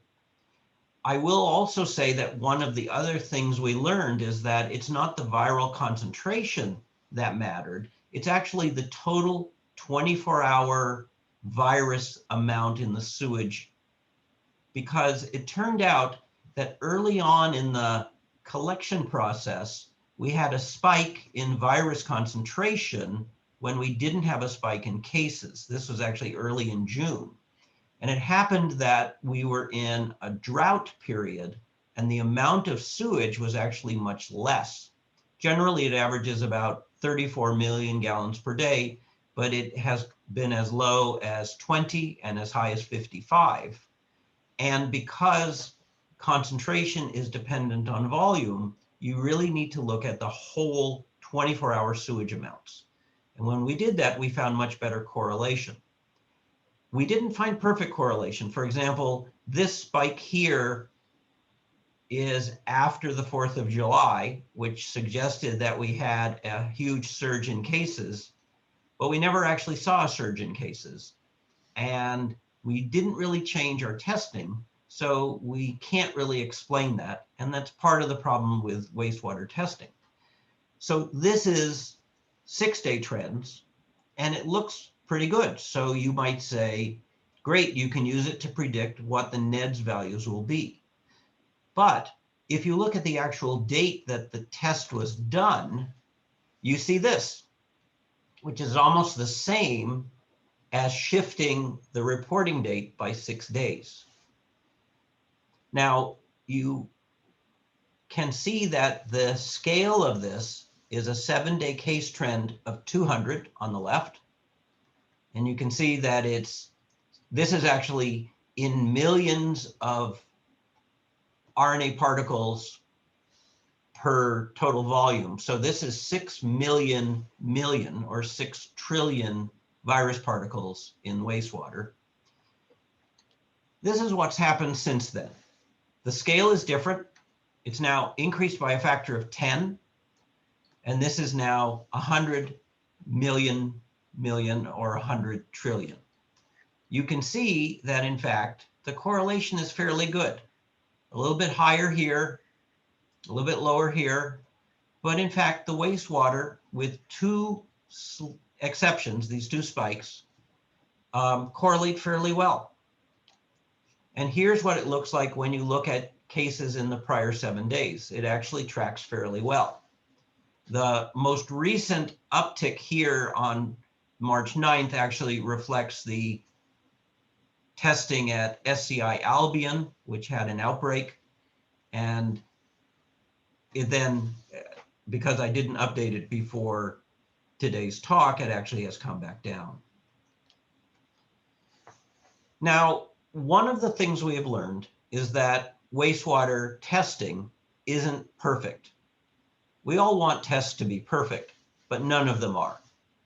For example, we're measuring Erie County cases, but the wastewater treatment plant only serves about 2/3 of Erie County. So the rural areas of the county are not going to be included. We also have learned that not every infected patient excretes COVID in their stool, although most do. We've also learned that infected people tend to excrete the viral RNA for about 7 days beyond what is in their upper airway and is quite variable. And then, of course, the amount of virus in stool varies from person to person. And interestingly, despite all of the data on wastewater testing, there's been very little research done into how much virus is in the stool of patients and for how long. I found actually just a few articles that documented how much COVID was found in stool in patient populations. This shows you the prevalence of the positivity rate, which is in the red line, of what percentage of people had COVID in their stool by week of illness. And you can see that after 1 week of illness, it's only about 45%. It declines to about 15% by week 3, but it doesn't totally clear until about 7 weeks. And so that means that anyone who's infected today could potentially be excreting COVID for several weeks. And this is a study in children looking at the concentration of COVID in the stool. And the number on the y-axis is actually in logarithmic. So this is 10 to the 9th copies per milliliter. And you can see that even as you go out to 4 weeks, there's still a lot of COVID in the stools of children. In addition, the measurements depend on how long it takes for the sewage to reach the treatment plant. In old pipes, and especially pipes with sharp angles, there's a lot of delay in sewage getting to the treatment plant. And in addition, when you have a lot of rain or snow melt, the flow increases and it can push that sludge out so that you can have spikes in the amount of virus that you see that's really just related to precipitation. So problems are, doesn't include everybody. It includes newly infected people as well as those infected up to 2 weeks prior, and probably to a lesser extent even longer. And depending on the amount of rainwater or snow melt can affect your measurements. However, one of the things that we've learned about wastewater testing is that it really does sample everyone who's in the catchment area, because everyone who uses a toilet to have a bowel movement will use a toilet to have a bowel movement every time. And if the population is fairly consistent and you have a large enough population, the amount of virus that you're seeing probably correlates reasonably with the amount of infection in the community. But more importantly, it's really not dependent on clinical testing to diagnose infection. The biggest problem with COVID testing is that we've never developed nor implemented a national plan for widespread, readily available testing with rapid reporting. Primarily, we rely on the commercial laboratory industry. They don't really have an incentive for fast testing or making it more widely available. They get paid the same amount whether the turnaround time is 1 day or 6 days. In addition, because we're using commercial labs primarily, you need a provider's order. So A, you need a provider. B, you've got to reach them. C, you've got to have them schedule it. And then you have to go to a testing site to have the test done because they're not doing it in their office. We've clearly expanded that by having community-based testing and having some of the pharmacies do testing. But even so, to do that in the pharmacy, you need to get online and you need to register them. So it's a real problem for trying to maximize testing. We don't have major screening systems where we're screening in schools or we're screening in workplaces. So we really depend on people to decide they need to be tested and doctors and providers to test them. The problem is actually made worse by the fact that unlike the very beginning of this pandemic, when you read that COVID presented just like flu, in fact, it really doesn't. It's an incredibly mild disease when it first starts. The vast majority of people have mild headache, a little sore throat, some nasal congestion, fatigue. Some of them will lose taste and smell, but the vast majority of people do not get very sick, and the majority don't get sicker. So in fact, most people never get tested. Early in the pandemic, studies of antibodies done in populations in Spain, Switzerland, and France showed that they had about 10 infections for every 1 clinical diagnosis. As we've ramped up testing, the ratio is now estimated to be 5 to 1 or 6 to 1, which means that there are going to be 5 or 6 people with COVID for every 1 that we diagnose by testing. And as we go forward with more vaccinations and people getting really tired of COVID, it is very possible that fewer people with mild respiratory symptoms will get tested or asked to be tested, or their providers may get tired of sending them for testing. So the great concern that many of us have is that the apparent number of cases will fall, even though the actual number of cases doesn't. If we look at the data that BioBot has generated and put it as predicted new cases, and then we look at new cases, what you can see is in October through December, they were very, very close. And then really starting in January, you can see that the number of identified cases is lower than the blue curve, suggesting that we are in fact under testing, and that the wastewater data is suggesting that we should be finding more cases, which is not at all a surprise, but is a concern if we rely on clinical numbers to determine how our outbreak is going. So having come this far, these are my thoughts about the future value for wastewater testing. First, since they have in fact generally correlated with cases identified in the community, if we start seeing an increasing discrepancy between results, it could indicate that we need more widespread testing and caution about worsening spread. I had originally hoped that by doing wastewater testing, it would incentivize everyone to get more testing done, because if you test more people, you can isolate them, you can quarantine their contacts, and you can reduce the spread, and wastewater levels would come down. That's clearly not what's happened. But we also know that since they do correlate with the amount of virus in the community, if we do see steadily declining virus levels, it will give us an added level of confidence that we're actually getting out of the pandemic, because wastewater levels do not depend on clinical testing. Another aspect of wastewater testing is developing the ability to identify the variants in wastewater and quantify them so we could have an early warning of either more contagious variants or perhaps variants that are less susceptible to the vaccine.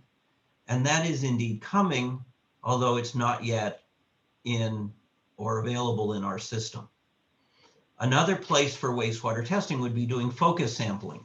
So for example, looking at other wastewater systems in the county, or looking at congregate housing, such as skilled nursing facilities or apartment buildings, residential facilities, dorms, or prisons, could help look for outbreaks. A number of colleges and universities have been doing wastewater sampling for their dorms as a way of trying to identify if students are developing COVID that might be mild or asymptomatic, so that they can then test them all and isolate them so they don't spread it. So there are potentially a lot of opportunities. Of course, all of this costs money, and that's really been the other hang up, is that because it's not a government system, it's not something that's provided as a public service, making it much easier to implement. So I think I'll stop here. I don't know if there's time for questions, but there'll probably be time at the end. Excellent presentation. And we do have a question here that I think can be answered fairly quickly. Did other wastewater treatment systems test for COVID, e.g. Girard or elsewhere around the county? No, I am not aware of any other of the systems, whether Edinburgh or Albion or Girard. I don't think any of them have. We had talked to them a long time ago when we first undertook this study to see if any of them might be interested in a one-off sample to see what they had, but no one really was very interested at the time, and we haven't really gotten any inquiries since. There's clearly value, although we know that there are cases all over the county. So the main value is that it would help the outlying communities have an idea of what their case loads are, because I think there's a tendency when you're in a less heavily settled area to not really be aware of who's sick and who isn't. So that's the main value, but it hasn't been done yet. You know, as I was watching your presentation, I noticed the correlations between the methodology for sampling inside of the system and all of the variables that come along with that. and how close it is to how we sample watersheds for water quality parameters. And some of those things, might not pop up whenever you're designing a study such as this for the first time, such as time of travel of waste within a system, or the fact that during storms there's infiltration that dilutes your water. And I think those are all very valuable lessons. I look forward to see if there's any additional questions. Our next presenter does have a hard stop time, and so what I'd like to do is transition to that. Are you able to stay with us? Yes, I'll be on the call till we're done. Fantastic. Thank you again. Our next presenter, Sarah Bennett, is Penn Future's campaign manager for clean water advocacy in the Lake Erie watershed of Pennsylvania. She earned her Bachelor's of Science and Master's of Science in Zoology at Michigan State University, a very good Great Lakes University. After earning her degrees, Sarah spent 13 years teaching biology at the collegiate level. She served as chairperson of the biology department and co-director of the environmental science program at Mercyhurst University, and was also sustainability officer for 2 years. Sarah has organized many beach litter and illegal dump site cleanups and conducted cigarette litter reduction project at Presque Isle State Park.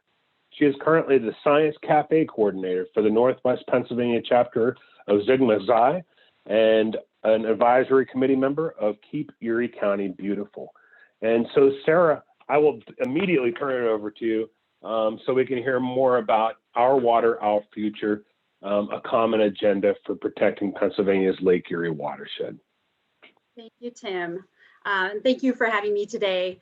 I'll be sharing with you, like Tim said, Our Water, Our Future, a common agenda for protecting Pennsylvania's Lake Erie watershed.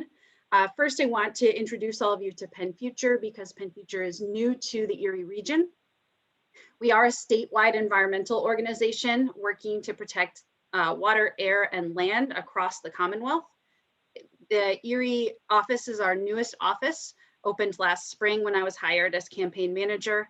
And we have four other offices, 5 total across the Commonwealth. So first I wanted to, common agenda is not a term that a lot of people are familiar with. So I wanted to just introduce you to what this is and the process for developing it. So the common agenda is a plan for protecting our water resources in the Erie region, specifically the Lake Erie watershed. This document identifies threats to water quality in the region and recommends solutions, especially policy solutions, decision-making practices, and increased collaboration to better protect our water resources. The term common comes from the fact that this was an agenda developed by many partners and that we worked to all agree upon the solutions and also the prioritization of threats in this document. I also want to mention, and you'll see this on the next slide, that we identify one of the solutions that we recommend here is addressing racism and environmental justice issues in the region. And I'll talk more about why we included that in the next slide. But in order to make sure that the recommendations along those lines were strong and accurate, we did have three organizations review this from a social justice lens. And actually the next slide will show you who those organizations were as well as the partners. So this shows you I'm not going to list all of these organizations, but I want to show how many organizations and individuals were involved in developing this document. So we have 12 partners in addition to Penn Future that contributed to this document. We also wanted to take advantage of the wealth of scientific knowledge that we have in our region. So we included a technical advisory committee. You'll see 4 organizations on the right there, as well as several local scientists from our regional universities. And then our social justice reviewers, our 3 social justice reviewers are on the bottom here. So what I'm going to do for the remainder, I'm speaking for about 15 minutes. What I'm going to do here is just kind of walk you through some of the content of this document. It is a comprehensive document. It's fairly lengthy. I'll share in the chat in a little bit. This is publicly available online, so I'll share the link to that when I'm finished. But I'm going to just talk to you a little bit about, just briefly about each of the sections, but there's much more to be found in the common agenda if you take a look at it on your own. So the first part is addressing racism and environmental justice. I've had a lot of people since publishing this, had a lot of people ask why we included this in a water policy document. And the first reason for that is that Penn Future is dedicated to promoting sustainable communities. And we feel that we cannot have sustainable communities until all residents have equal opportunities to thrive in those communities. The other thing is that we know nationwide that environmental degradation and pollution disproportionately impact people of color and also people living below the poverty line. In Erie, we saw this specifically with the Erie Coke Corporation, whose illegal emissions were disproportionately impacting people of color and people living in poverty. Added to this, while we were developing the common agenda, Erie County Council last September 2020, passed Resolution 43 declaring racism as a public health crisis. And so, and that document, those of you living in Erie County, I strongly recommend that you read it. That document identifies stark disparities between health and other outcomes between Black and white residents of Erie County. And so it was really imperative to use this opportunity in a water policy document to highlight the need to address racism as a public health crisis. As far as solutions go, there are some specific ones in the document, but what I want to highlight here today is that the main solution is to ensure that all stakeholders have equal seats at the table. And so all of us, we have lots of people on this call here, but all of us can, if we're planning something, if we're if we're making decisions, we need to think about who those decisions are going to impact the most. Make sure that ask if they're at the table. If they're not, find ways to get them to the table. And then once they're at the table, ensure that they have equal seats and an equal voice at that table.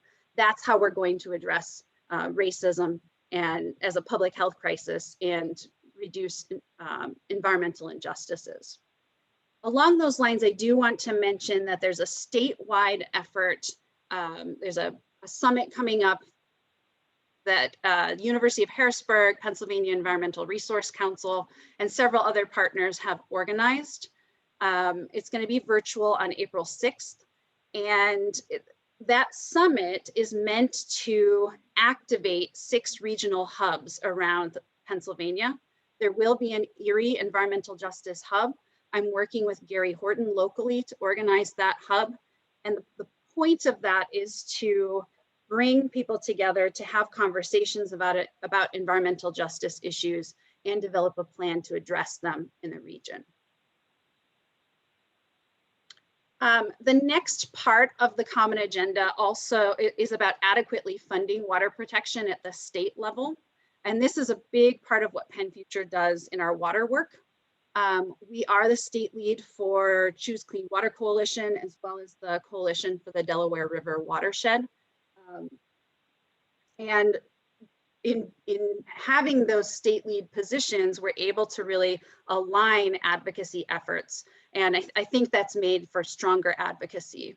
And 3 of the things that we've been advocating for across the Commonwealth, and Erie was brought into these efforts starting last year, are protecting our environmental stewardship fund and other environmental funds, restoring funding to our state agencies. Our state agencies like DCNR and DEP have seen 30 to 40% reductions in funding since 2002. And so we've been advocating to return funding at least to those levels to ensure that those agencies, who are, among other things, tasked with protecting our natural resources, have the funding to do so. And then finally, we've been advocating for a state clean water fund. And then just yesterday, we heard all of this news from Harrisburg that a lot of activity is happening on all fronts here. So that was good news. There's more to come there.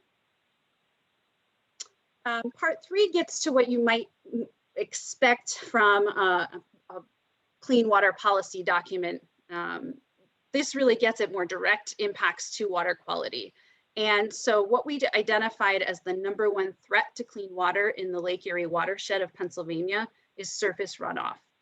Now we include stormwater runoff, agricultural runoff, and sewage, including septic systems, in that surface runoff category. But we largely focus our solutions on mostly on stormwater runoff. And the reason for that is that there are a lot of really great agricultural programs already happening in Erie County. So among the solutions to addressing the threat of surface water, specifically stormwater runoff to water quality, include protecting and increasing our open spaces and natural elements, developing green stormwater plans, so plans to implement green stormwater infrastructure like bioswales and increased tree planting. I know the city of Erie is implementing some soil cells and green roofs, among many other elements. So implementing those types of plans, because we know that green stormwater infrastructure slows down water, so that's going to help reduce flooding. It's going to help filter water before it gets into the environment. And it also helps to add green space to our regions.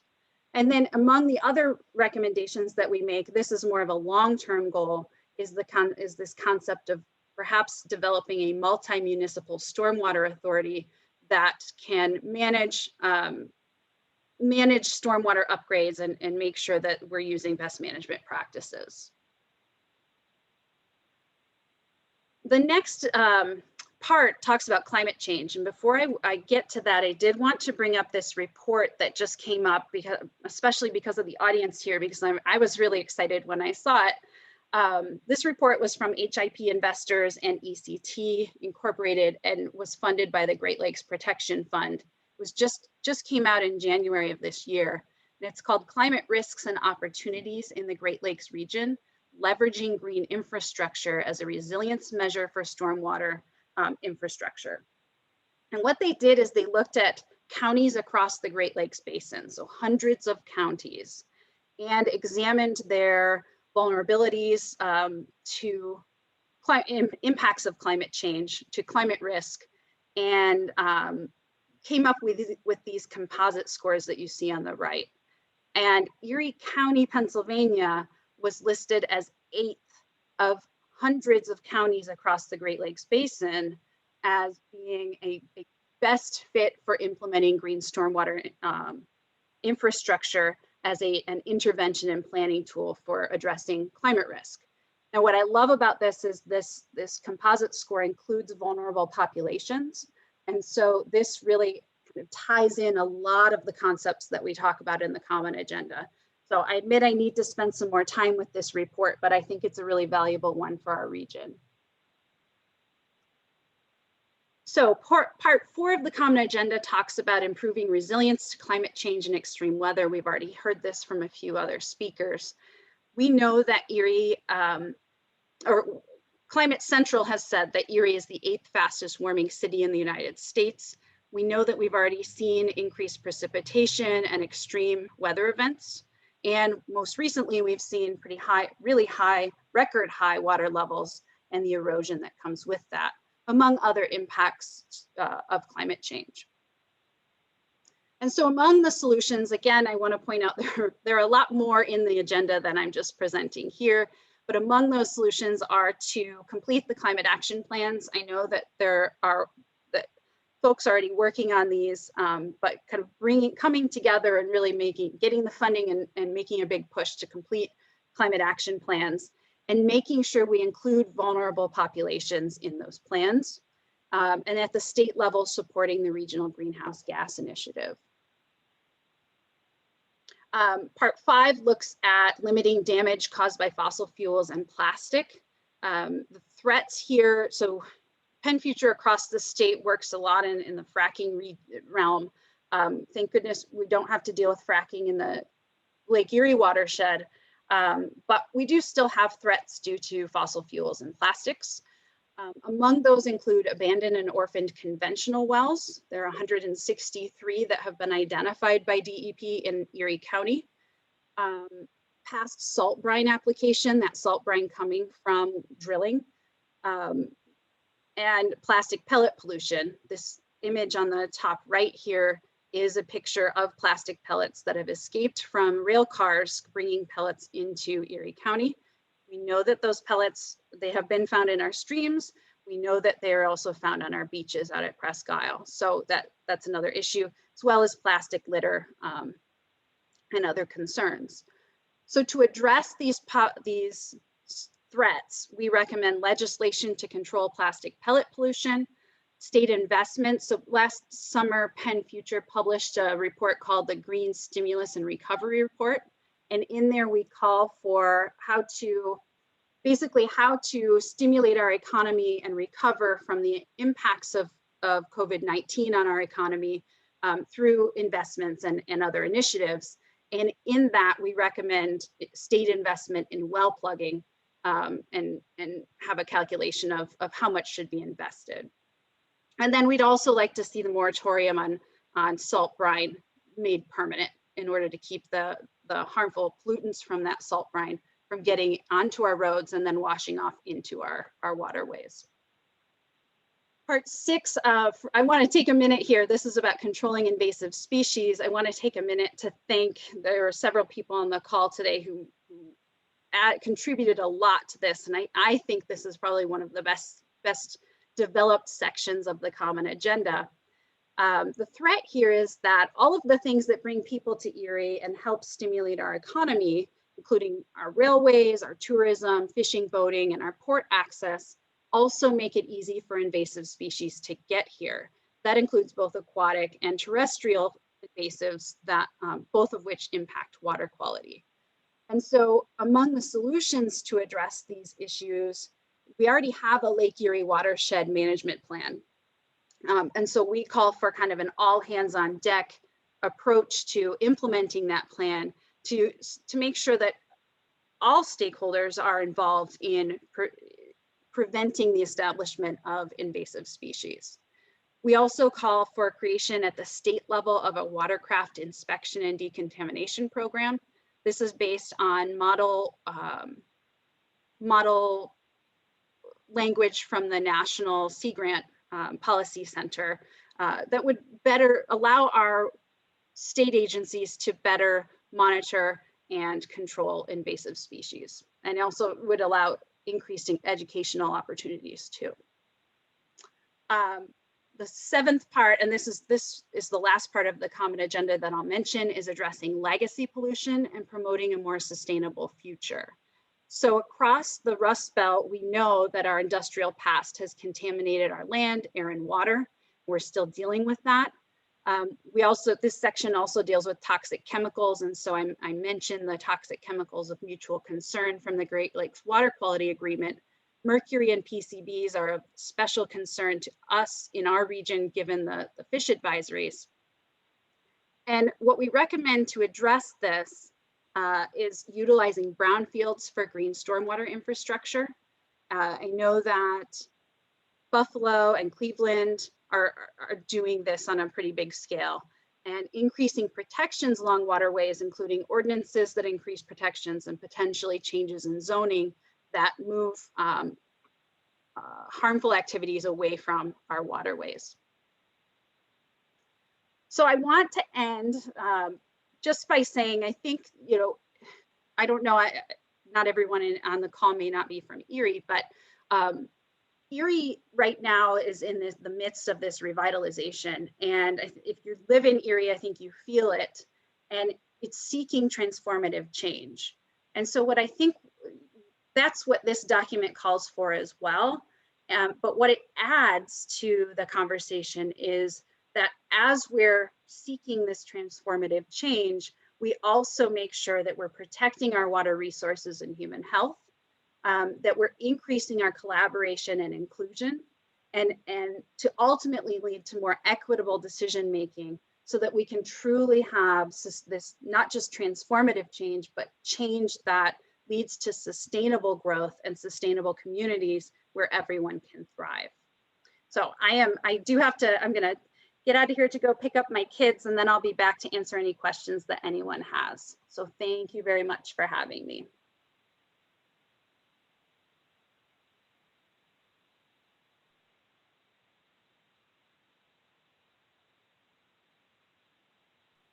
Oh, Tim, we can't hear you. There we go. A little bit of off mute will help. But I just wanted to say, during your presentation, I saw several different intersections with opportunities such as economic development that in the Erie area, as you may know, we have an Erie Downtown Development Corporation. We host an opportunity zone and where you can see the opportunities where you can use green infrastructure while you're redeveloping a downtown and revitalizing a downtown. And so there's just so many neat things in there, in addition to racial equity. And I think we'll talk about that potentially when you return. Thank you. And so what we'll do is we'll jump right back in here with a presentation on talking about resilience. If you remember back in 2019, we had a very substantial forum where we discussed climate resilience and how we could deal with that in our local area, in our community.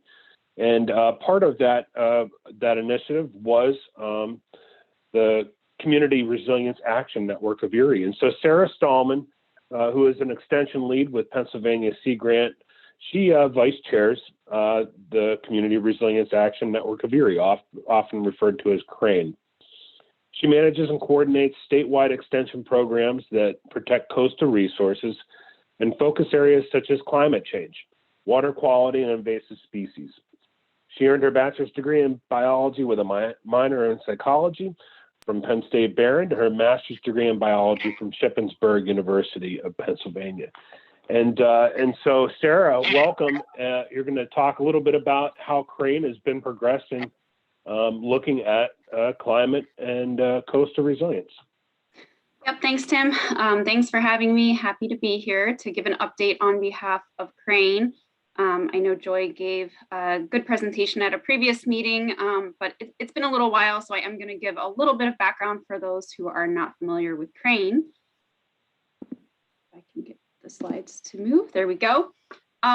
So really, I think a lot of you are probably familiar with some of these headlines, but we know that Erie is experiencing weather a little bit differently lately. We're setting records, whether it's rainfall records, whether it's water level records, seeing things like tornadoes and lots of extreme weather impacts that we as a community should be talking about and thinking about as far as building resilience.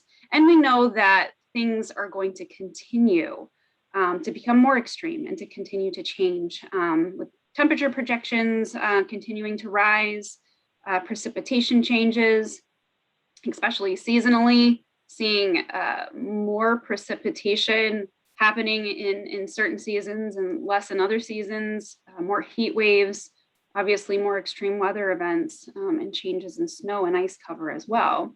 And so we're a group of organizations that came together to really think about these kinds of things, to think about how climate is impacting our community. And I'm not going to read off all of our partners, but we have a really great group of individuals who are really interested in this issue and coming up with on the ground solutions so that we can build resiliency to these extreme events in Erie. And so we're the Community Resilience Action Network of Erie. We call ourselves CRANE. And we've been working together since about 2010 on these issues. Our mission is kind of twofold.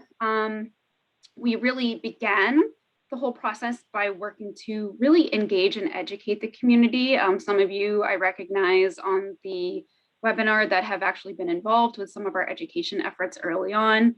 We started by holding yearly summits that focused on different climate change aspects and impacts to the community, such as looking at climate impacts to our agricultural economy, looking at tourism, looking at emergency management. And so we really spent a lot of time really trying to bring the topic of climate change and extreme weather to the community to help them learn a little bit more about what we can expect for Erie. The second piece has been more looking at on the ground action strategies. So how do we build these proactive responses that can preserve our region? And so I'm going to focus a little bit more kind of on the second piece today with a project that we received funding for. But first, I also want to give an update on, and it looks like maybe my slide is off the screen. I can't tell, but if so, I'll have to send these separately. But we hired an intern, which is the first time that we've had the capacity to do that. And her name is Celia Katakis. She is a business and marketing student at Gannon University, and she is fabulous. With all of us doing Crane kind of on the side, nobody's really getting paid to work on Crane. We're all doing this as part of our other real jobs. And so we really didn't have the capacity to spend a lot of time on social media, Facebook, Instagram, Twitter. And so we were really excited to be able to bring somebody on to really help engage the community with our presence on social media. So again, I apologize. It looks like the slide is not the right way, but we do have a Facebook handle, we have a Instagram handle and a Twitter handle as well. So we would really appreciate the community support and following to kind of see what we're up to. We share a lot of Erie specific and Erie relevant information on climate. We share updates on the projects that we're working on. We highlight some of our partners, and it's a lot of really good information. Celia has also jumped in to improve the pacrane.org website. And so she kind of just said, hey, there's some things that I really think could make this better. So she's working on that right now. It might actually be up and running again now, but the last time I had checked, she had included new website coming soon. And so if you go to pacrane.org, you'll also be able to find how you can follow us on Facebook and Twitter and Instagram as well. But this is really a nice website that's a one-stop shop to get information specific to Erie, climate projection information. There's information on temperature, precipitation. There's water level information on there. There's a story map that I'm going to show you in just a second, and all of kind of the relevant headlines regarding climate resilience and things happening in the region. So here's the Resilient Erie Story Map. This is a project that we worked on in conjunction with one of the summits that we held. And again, I think many of you were probably involved in this, where we wanted to highlight the resilience and sustainability projects that are already happening in our area. And so we invited folks to submit abstracts, to do presentations and posters, to really share and highlight all the awesome things that Erie is doing to build resilience. And this was the outcome of that, was to pull those projects together into a story map so that we could see what's going on.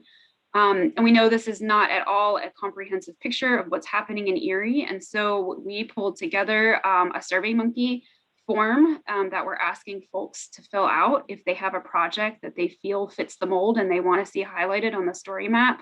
We're asking people to go ahead and fill out that survey, provide information about your project, send a picture, send the location if it's happening at a specific location, and we will add that to the story map. I will add this link into the chat afterwards, but it is up there on the screen as well. So moving into the update about the project that we had funded, this is through the University of Michigan and the Great Lakes Integrated Sciences and Assessments team there at the University of Michigan. We got $20,000, we call them GLISA, to assist with this project. We also received local support from Erie Insurance, as well as support from NOAA to implement this project. So we called this Preparing Erie for Extreme Weather, What to Do and Where to Start. So ultimately, this project is following the steps that are outlined in the U.S. Climate Resilience Toolkit to ultimately build resilience. And so we're following each of these steps within the proposal, exploring the hazards, assessing Erie's vulnerabilities and risks, investigating all our options, prioritizing, planning, and then taking action. So with the funding that we have currently, we're focusing on steps 1 and 2 to kind of get us started with this process. We are asking for additional funding for step 3, and then we're looking to apply to grants to continue on with steps 4 and 5 as well.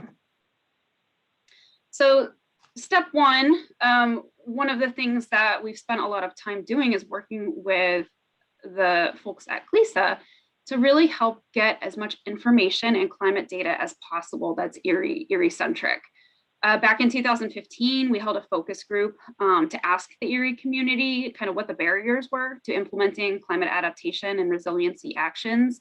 One of the things that came up quite a bit was, there's a lot of data for the Great Lakes region, there's a lot of data for Pennsylvania, but we want to see specifically what we can expect for Erie. We want that really relevant information. So we've been working with GLESA to really compile that information, and they sent us a really great document with a lot of data that focuses on temperature, precipitation, lake levels, lake surface temperature, ice cover, even wind. And so there's a lot of really great information that we're working to kind of sift through and make available on the Crane website, and also in future work that we're doing. So originally we had planned pre-COVID to have held a stakeholder and community engagement workshops at this point, where we really wanted to pull the community together to have conversations about extreme weather, talk about experiences and perceptions, talk about assets that we're worried about within the community, like obviously Presque Isle and some of our critical infrastructure, and be able to pull that information to help us move forward with that project. But unfortunately, COVID did happen. And so we've had to kind of adjust our strategy for moving forward. And so we've actually just pulled together, this is kind of my unveiling of the survey. We pulled together an online survey to really get a glimpse at stakeholder experiences with extreme weather. Has it impacted your homes or your businesses? Have you had to make modifications to account for extreme weather? Even if you haven't necessarily experienced it, what are you worried about for the future? And so I really want to encourage folks to take this survey. And again, I'll put this link in the chat once I'm finished with the presentation as well. The surveys for anyone, so that we can get as much data as possible to help inform this process moving forward. And so the information that we get is actually going to be able to help us fine tune a vulnerability assessment tool that I'll talk about in the next step. So it's very vital information for us moving forward with this project. We are planning to continue on and do engagement sessions with stakeholders in Erie once it is safe to do so. And these will be more like scenario planning exercises, so we can look at different scenarios of potential risk for climate, and the information from the survey is going to help us inform which scenarios we choose as well. And so that'll be something that we're hopefully able to do end of summer, early fall, when we're able to kind of get together with smaller groups moving forward. So I mentioned the vulnerability assessment tool. And so what we're doing in step 2 is looking at the vulnerability of different assets within our communities and different sectors of our community. So it's essentially a formalized process that we're kind of stealing from New York. We're not stealing it, we work together with them. It's actually from the Gulf, and I worked with New York State Grant to help them take the Gulf tool and make it relevant to the Great Lakes and portions of New York. And so I said, hey, this would work perfect in Erie too. And so being able to take that tool, which essentially asks a series of questions about different aspects of the community. So you could be looking at roadways and asking, will roadways be blocked in this particular scenario? And it kind of compares a baseline scenario with a worst case potential future scenario to say, are we prepared in this scenario? And are we prepared in this scenario? And that's going to help us essentially grade areas where we can prioritize limited time and resources moving forward. And so the grade that we essentially will get for these various sectors of the community are essentially going to be low, medium, and high resilience. And so this index basically indicates, so for example, if you get a low resilience score, that indicates that your community should pay specific attention to this category. and make it a priority versus maybe some other aspects of the community that get more of a high resilience score and maybe aren't as high priority at this time, but still could, obviously use some potential work in the future. We may not prioritize that as high. And so once we're able to really get through the vulnerability assessment and we have some idea of where we want to prioritize our efforts, whether it's looking at social systems, whether it's looking at critical infrastructure or other aspects within the vulnerability assessment, one of the key steps is to make sure that we're thinking about the solutions that go with addressing the vulnerabilities that we've outlined. And so we want to have more stakeholder engagement sessions to bring people back to the table to really brainstorm and consider all of the possible solutions that could help build this resilience within Erie. Ultimately, our goal is to be able to pull this information together into a best management practices kind of guidance document that we will also include social vulnerability in throughout all of these steps as well. In fact, we're looking at merging the Community Resilience Index, the vulnerability assessment I mentioned from New York, with a social vulnerability index that was developed in Cleveland, so that we're touching on all of those different aspects. So work to be continued.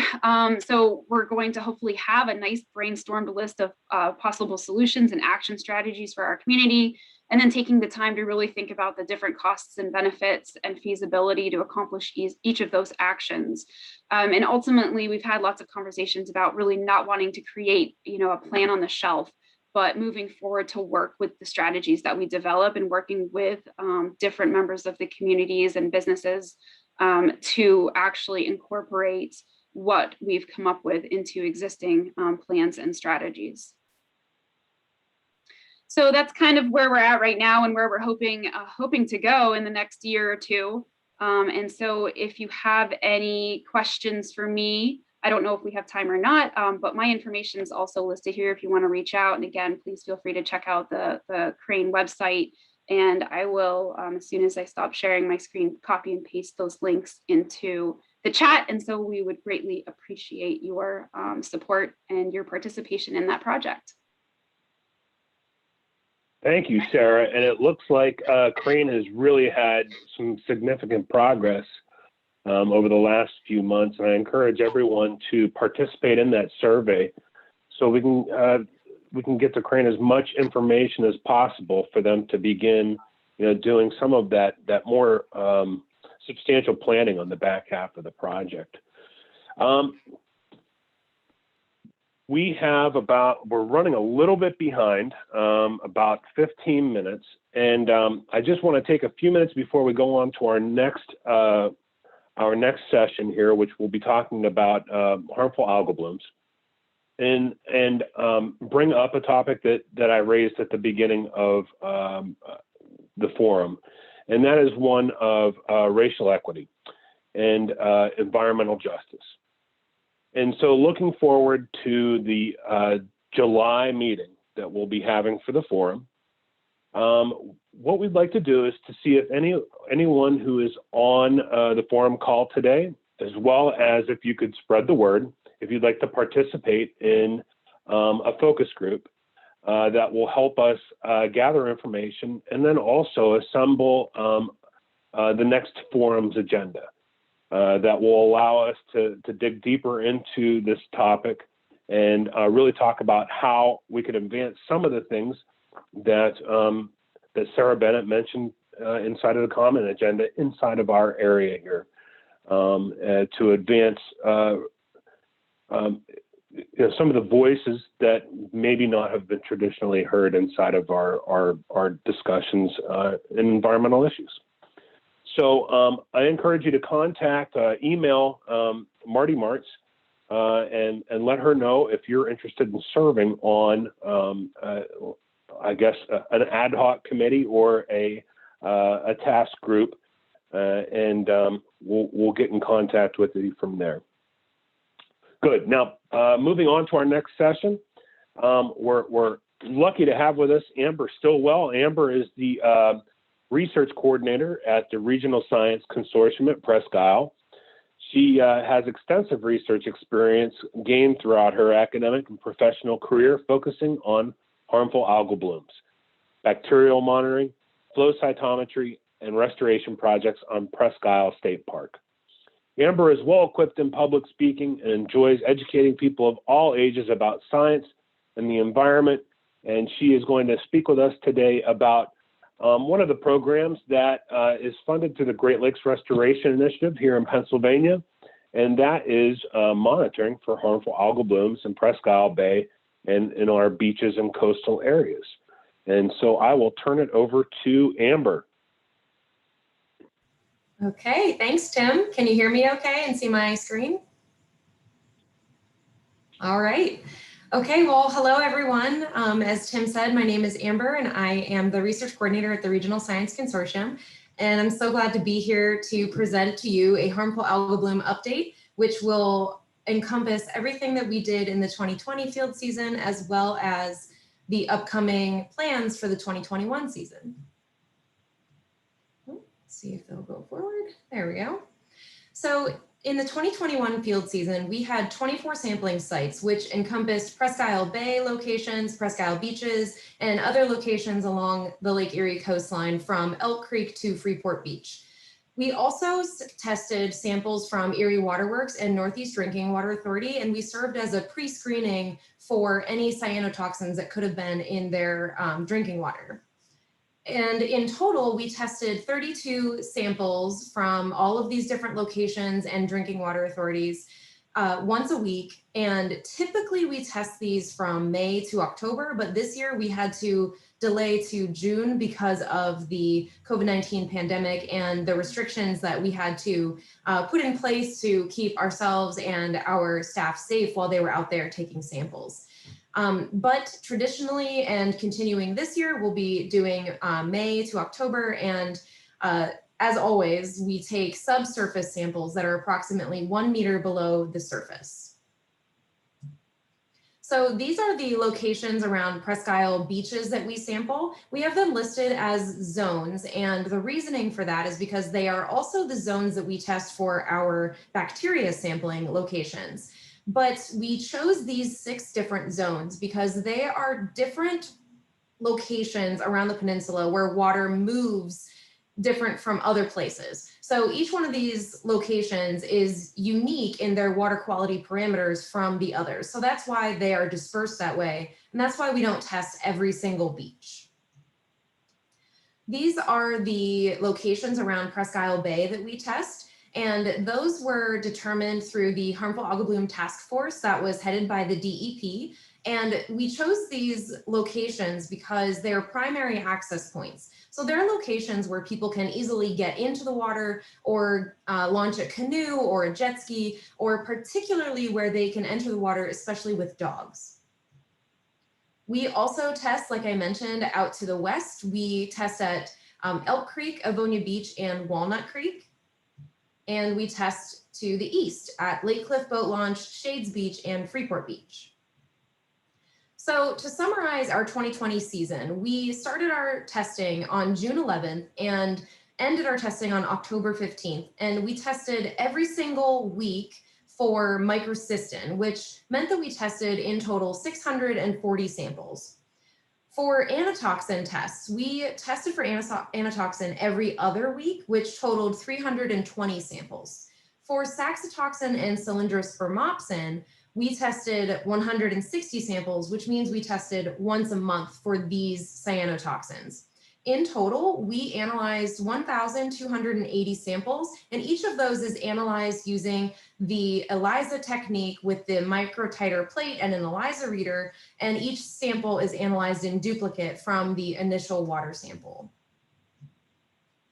These are the advisory thresholds that have been put together by the Harmful Algal Bloom Task Force, and they can also be found online in the Lake Erie Harmful Algal Bloom Monitoring and Response Strategy that was written by the Harmful Algal Bloom Task Force.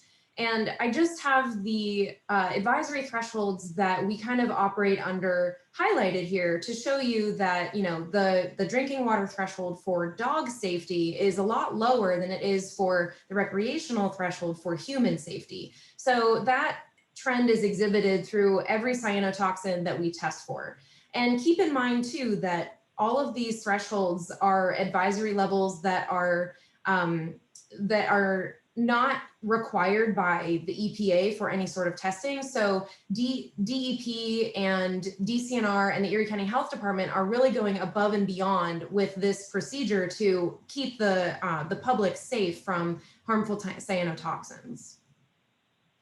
This is an estimate of the microcystin concentrations from this past year in 2020. And the most important thing to look at here is the dog safety threshold that is indicated by that red dashed line at 0.2 parts per billion. And throughout the summer, you can see from June all the way to the end of October, we have consistently exceeded the dog safety threshold at multiple sites every single week. The other thing to notice here is the peaks in some of these sites at different times in the season. So there isn't necessarily a more dangerous harmful algal bloom time than any other. We have peaks all over the place in every site in all types of season and weather.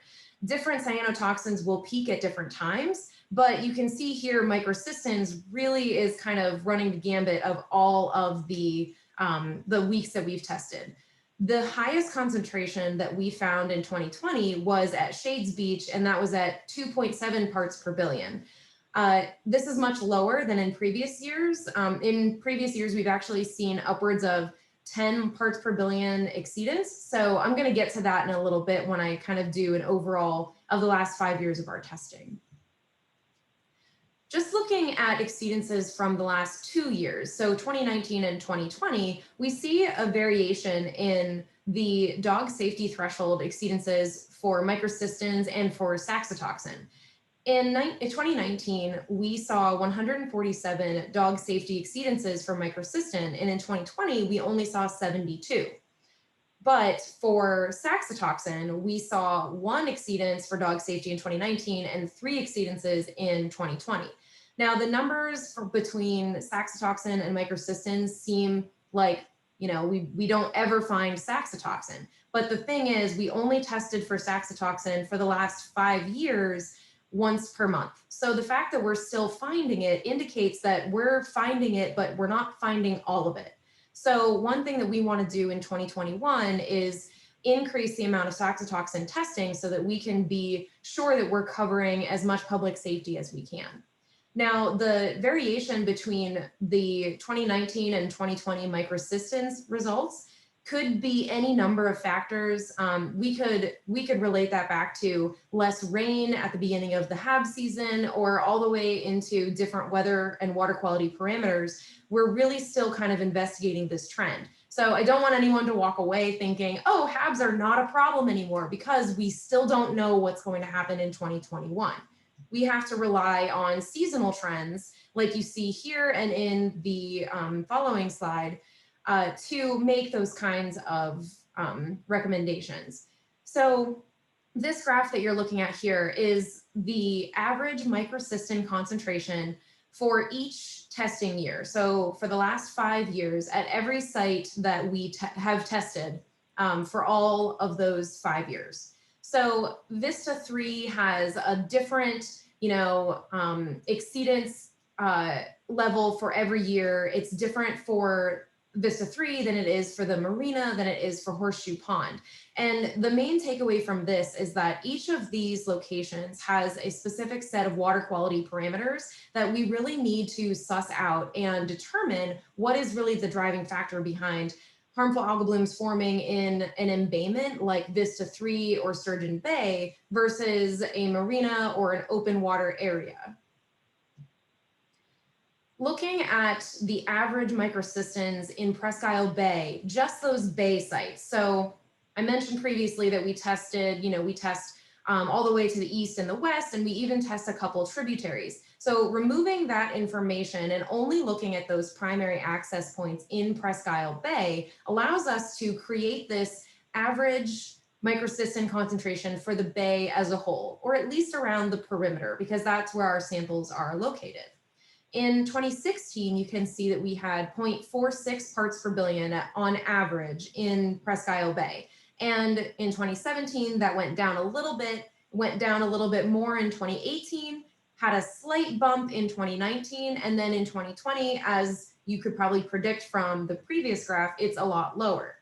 But the average is exceeding that dog safety threshold of 0.2 parts per billion every single year. So even though 2020 was a lower cyanotoxin year in Presque Isle Bay, that doesn't necessarily mean that it was a safe year. And we still can't rely on this trend of only 5 years to predict what's upcoming for 2021. So our plans for 2021 are to increase microcystin. Well, we'll be still doing microcystin toxin sampling once per week from May 27th to October 14th. But we're going to increase saxitoxin sampling to once a week as well. We will also be doing the anatoxin testing every other week, and cylindrospermopsin will be tested once a month. Cylindrospermopsin, we have never confirmed that it's present in this area in any of our tests over the last 5 years that we've been testing for it. So we don't feel the need to increase that particular test.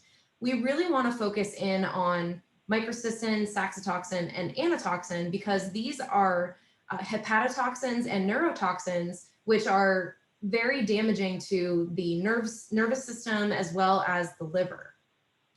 That being said, I mentioned a bunch of times that canines or dogs are impacted more adversely than humans are by cyanobacteria and cyanotoxins. So we have developed through the Coastal Resource Management this program that we call the Canine Cyanotoxin Testing Program. We created test kits, which essentially are kits that participating veterinarian offices receive, and then if they find a canine that presents with symptoms in their office, then they take samples like hair, urine, gut contents, and in the case of the death of the animal, they can also take a liver biopsy. They would test animals presenting with any of those symptoms listed there, like hot spots, diarrhea, vomiting, difficulty breathing, convulsions and seizures, and unfortunately sometimes death. They would send those samples from those affected canines to the toxins analysis lab that's run by Greg Boyer at SUNY Syracuse. And he runs a panel of cyanotoxins on all of those samples to see what the animal came in contact with and how much of that concentration of cyanotoxin remains in the animal system. We're also pairing those canine exposures with water samples. So if we can hear from a participating veterinarian office soon enough that there has been an exposed canine, then we can run out and take a water sample and submit that with the canine samples to the toxin analysis lab to see what that relationship is between the water and the canine exposure. Now, no samples were submitted in 2020, and whether this is because we had a lack of those severe and persistent HABs that we've seen in the past, or perhaps it's because of all of the new COVID-19 pandemic restrictions and it just was not at the top of everyone's radar, we're not really sure. So we're hoping to grow this program in 2021 and also add new participating veterinary offices so that we can grow the program all over Erie County. But also we want to take a more ecosystem-based approach to determining how these cyanotoxins are interacting with the environment and the animals in the environment. So this ecosystem approach is based on research, which is suggesting that there's a relationship between cyanotoxins and cyanobacteria and their ecosystem surrounding partners. So if we take saxitoxin as an example, saxitoxin is known all over the world as a paralytic shellfish toxin. It's a potent neurotoxin and it can negatively impact insects, fish, and other organisms in some known ways, but perhaps unknown ways. We would like to take saxitoxin and study it from the surrounding water samples in the wetland areas and also submit samples of invasive mussels and invasive fish livers particularly focusing on invasives because there is a known relationship between these fish and them eating the mussel Glaucidia as they are swimming around in the water. And also we want to look at macroinvertebrates in these ecosystems as well, because macroinvertebrates are an excellent indicator of water quality. So if we submit all of these results and run toxin panels on all of these different species in the ecosystems, we can start to develop this ongoing study giving us critical insight into how cyanobacteria and cyanotoxins are related and how they are interacting with their trophic level surroundings and the other portions of the ecosystems that are all connected to each other. We also have a predictive model that is a collaborative project between the USGS and the RSC. The model has focused on Beach 6, but we're hoping to expand it to other beaches. In 2018 and 2019, water samples were analyzed for nutrients, including ammonia, nitrite, nitrate, total nitrogen, orthophosphate, and phosphorus. And as we all know, all of these nutrients have a huge role to play in the formation of harmful algal blooms and their toxin production. So we also took water samples and submitted them for DNA sequencing for both general and MyCE cyanobacteria, Microcystis, Planktothrix, and Anabaena, which is now known as Dolichosperma.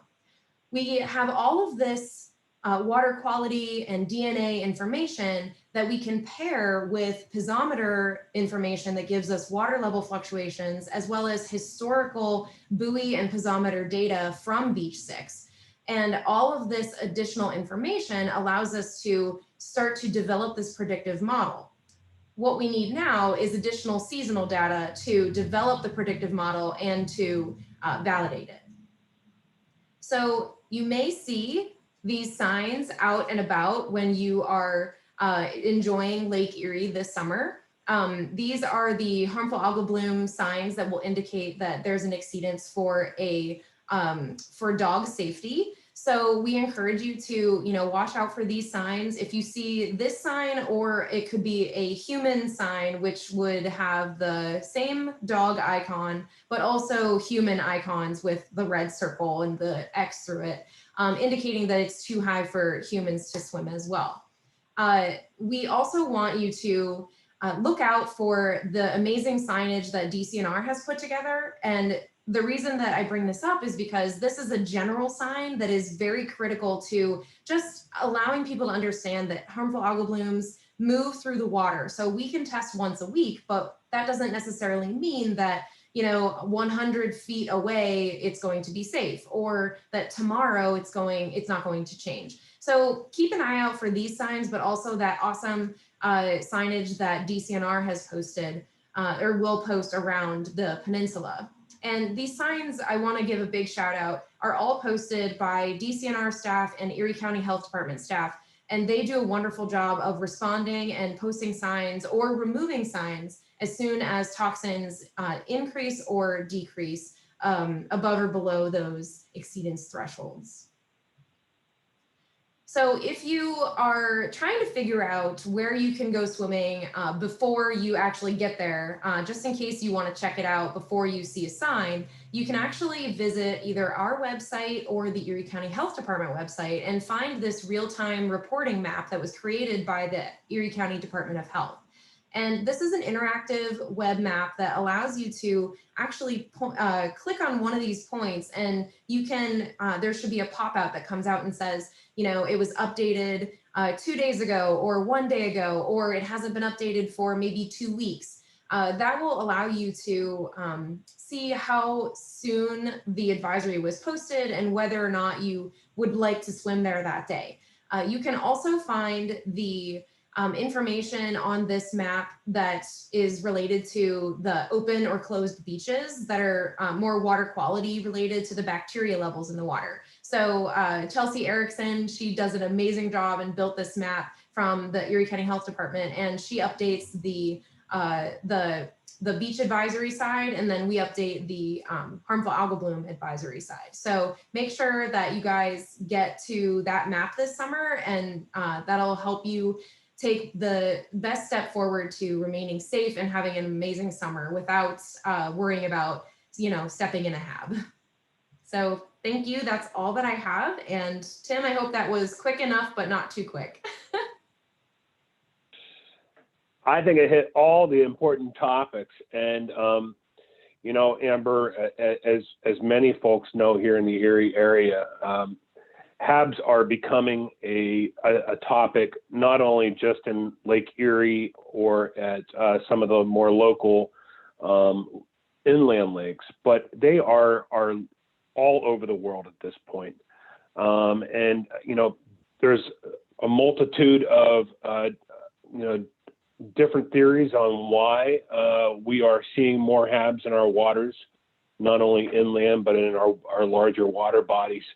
And some revolve around climate change, warmer weather, warmer surface temperatures, but there's still a lot of variables in it. And so what's important about the Regional Science Consortium's work is that not only are you doing the sampling and identifying when the conditions are not good for public health and safety, but you're also now creating this chronological body of science that allows us to look at things and how they've happened over time. And so, thank you for that presentation. And of course, I encourage everyone to look at those resources as the growing season, the HAB growing season progresses in the coming months.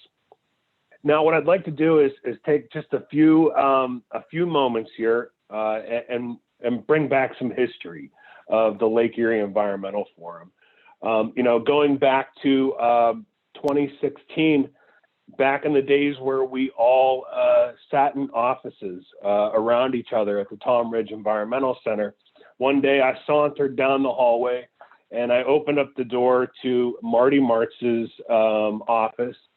And I said, Marty, you're an education and outreach person.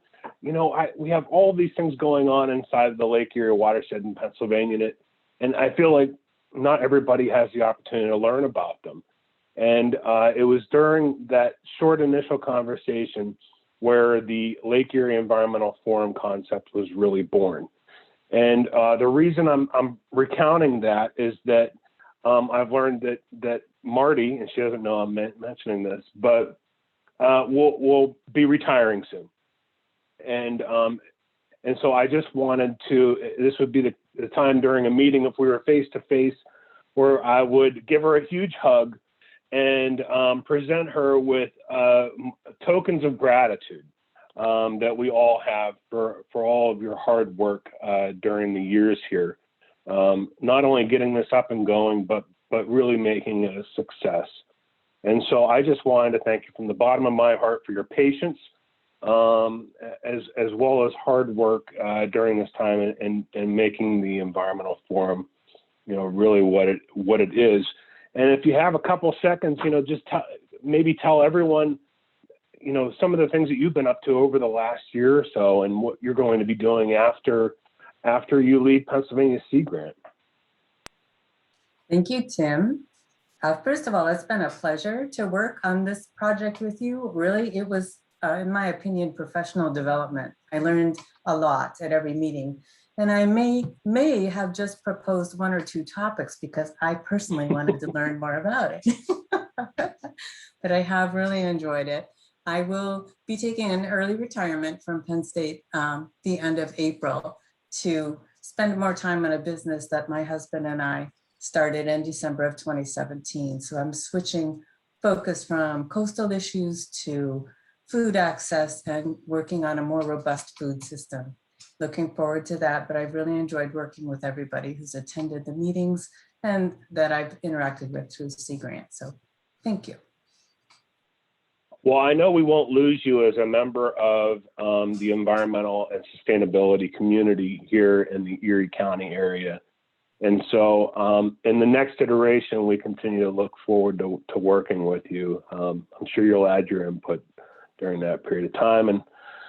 And so we're quickly working down to the waning moments of the forum here. And there is one thing that I wanted to bring up that I had to before the end here is that we want to get on the calendar the upcoming meetings over the next year. And because we had delays during COVID and we were unable to have the forum meetings during then, we're now going to be having them quarterly through March of 2022. And so if you mark your calendars for Tuesday, July 6th, that will be the next iteration of the forum where we will have a special focus topic of environmental justice. The following one will be Tuesday, October 26th, then January 25th, 2022. And I don't think we've discussed the March meeting in 2022 yet, but that will be coming up soon. Also, I'm looking over at the question and answers, and it appears that during this process, we were able to get a lot of those questions answered. But are there any questions remaining here that any of the participants would like to bring forward to our presenters?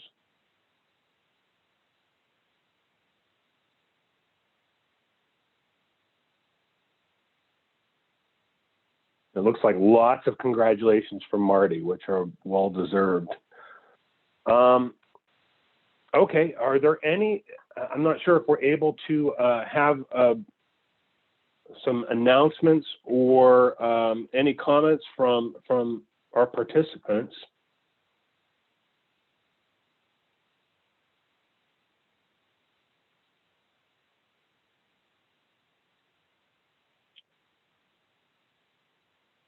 Going once for any announcements. Going twice for any announcements. Tim, Tim, it I'll looks just like- share. Oh, go ahead. Go ahead, Marty. Brianna. I'll just share that my Penn Future colleague and I are going to be presenting at the Jefferson this Thursday at 4 o'clock on stormwater. So more detail, more in depth there if anybody wants to attend. That's virtual. I have one. If anyone is interested in becoming a harmful algal bloom citizen scientist, we also have that program that we would like to reinvigorate. So I will type my email in the chat. And if you're interested in doing that, we plan on doing live, or not live, but virtual trainings. And you'll be able to actually go out, and if you see a HAB, you can report it on our website. Excellent. Thank you, Amber. And I'm not seeing any additional comments or questions. Oh, we do have one, Amber, and I believe this is directed to you. Does the Regional Science Consortium have a reliable long-term funding source to allow you to continue to do your good work on HABs? Given the extent of the city tourists and greater Erie area and concerns with HABs, a solid funding source is vital. That's an excellent question, and I could not agree more that a solid funding source is definitely necessary to continue this work. We are 100% grant funded, and we have been incredibly lucky to receive the GLRI and CZM funds that we have. So we hope to continue to do that in the future.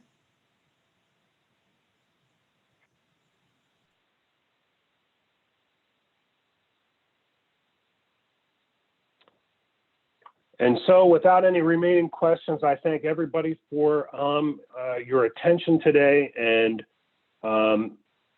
the effort that you've put into learning more about our Lake Erie Basin today. This presentation will be available on the Lake Erie, the Pennsylvania Lake Erie Environmental Forum website on Sea Grant's host website. Was there something you wanted to add there, Marty? Sure. Next week, I'll send out a link to the recording and also a quick 6-question survey. It looks like the meetings will be virtual through fall. So we just want to gather input on what works best for folks. And that addresses one of the questions that I just saw in the chat about the time frame. That is one of the questions on that survey, which time frame works best for folks. So that'll be coming up next week, early in the week. Excellent. Please fill out that survey so we can make the forum even better in the future. All right, with that, we'll conclude. Thank you so much, and we look forward to next time.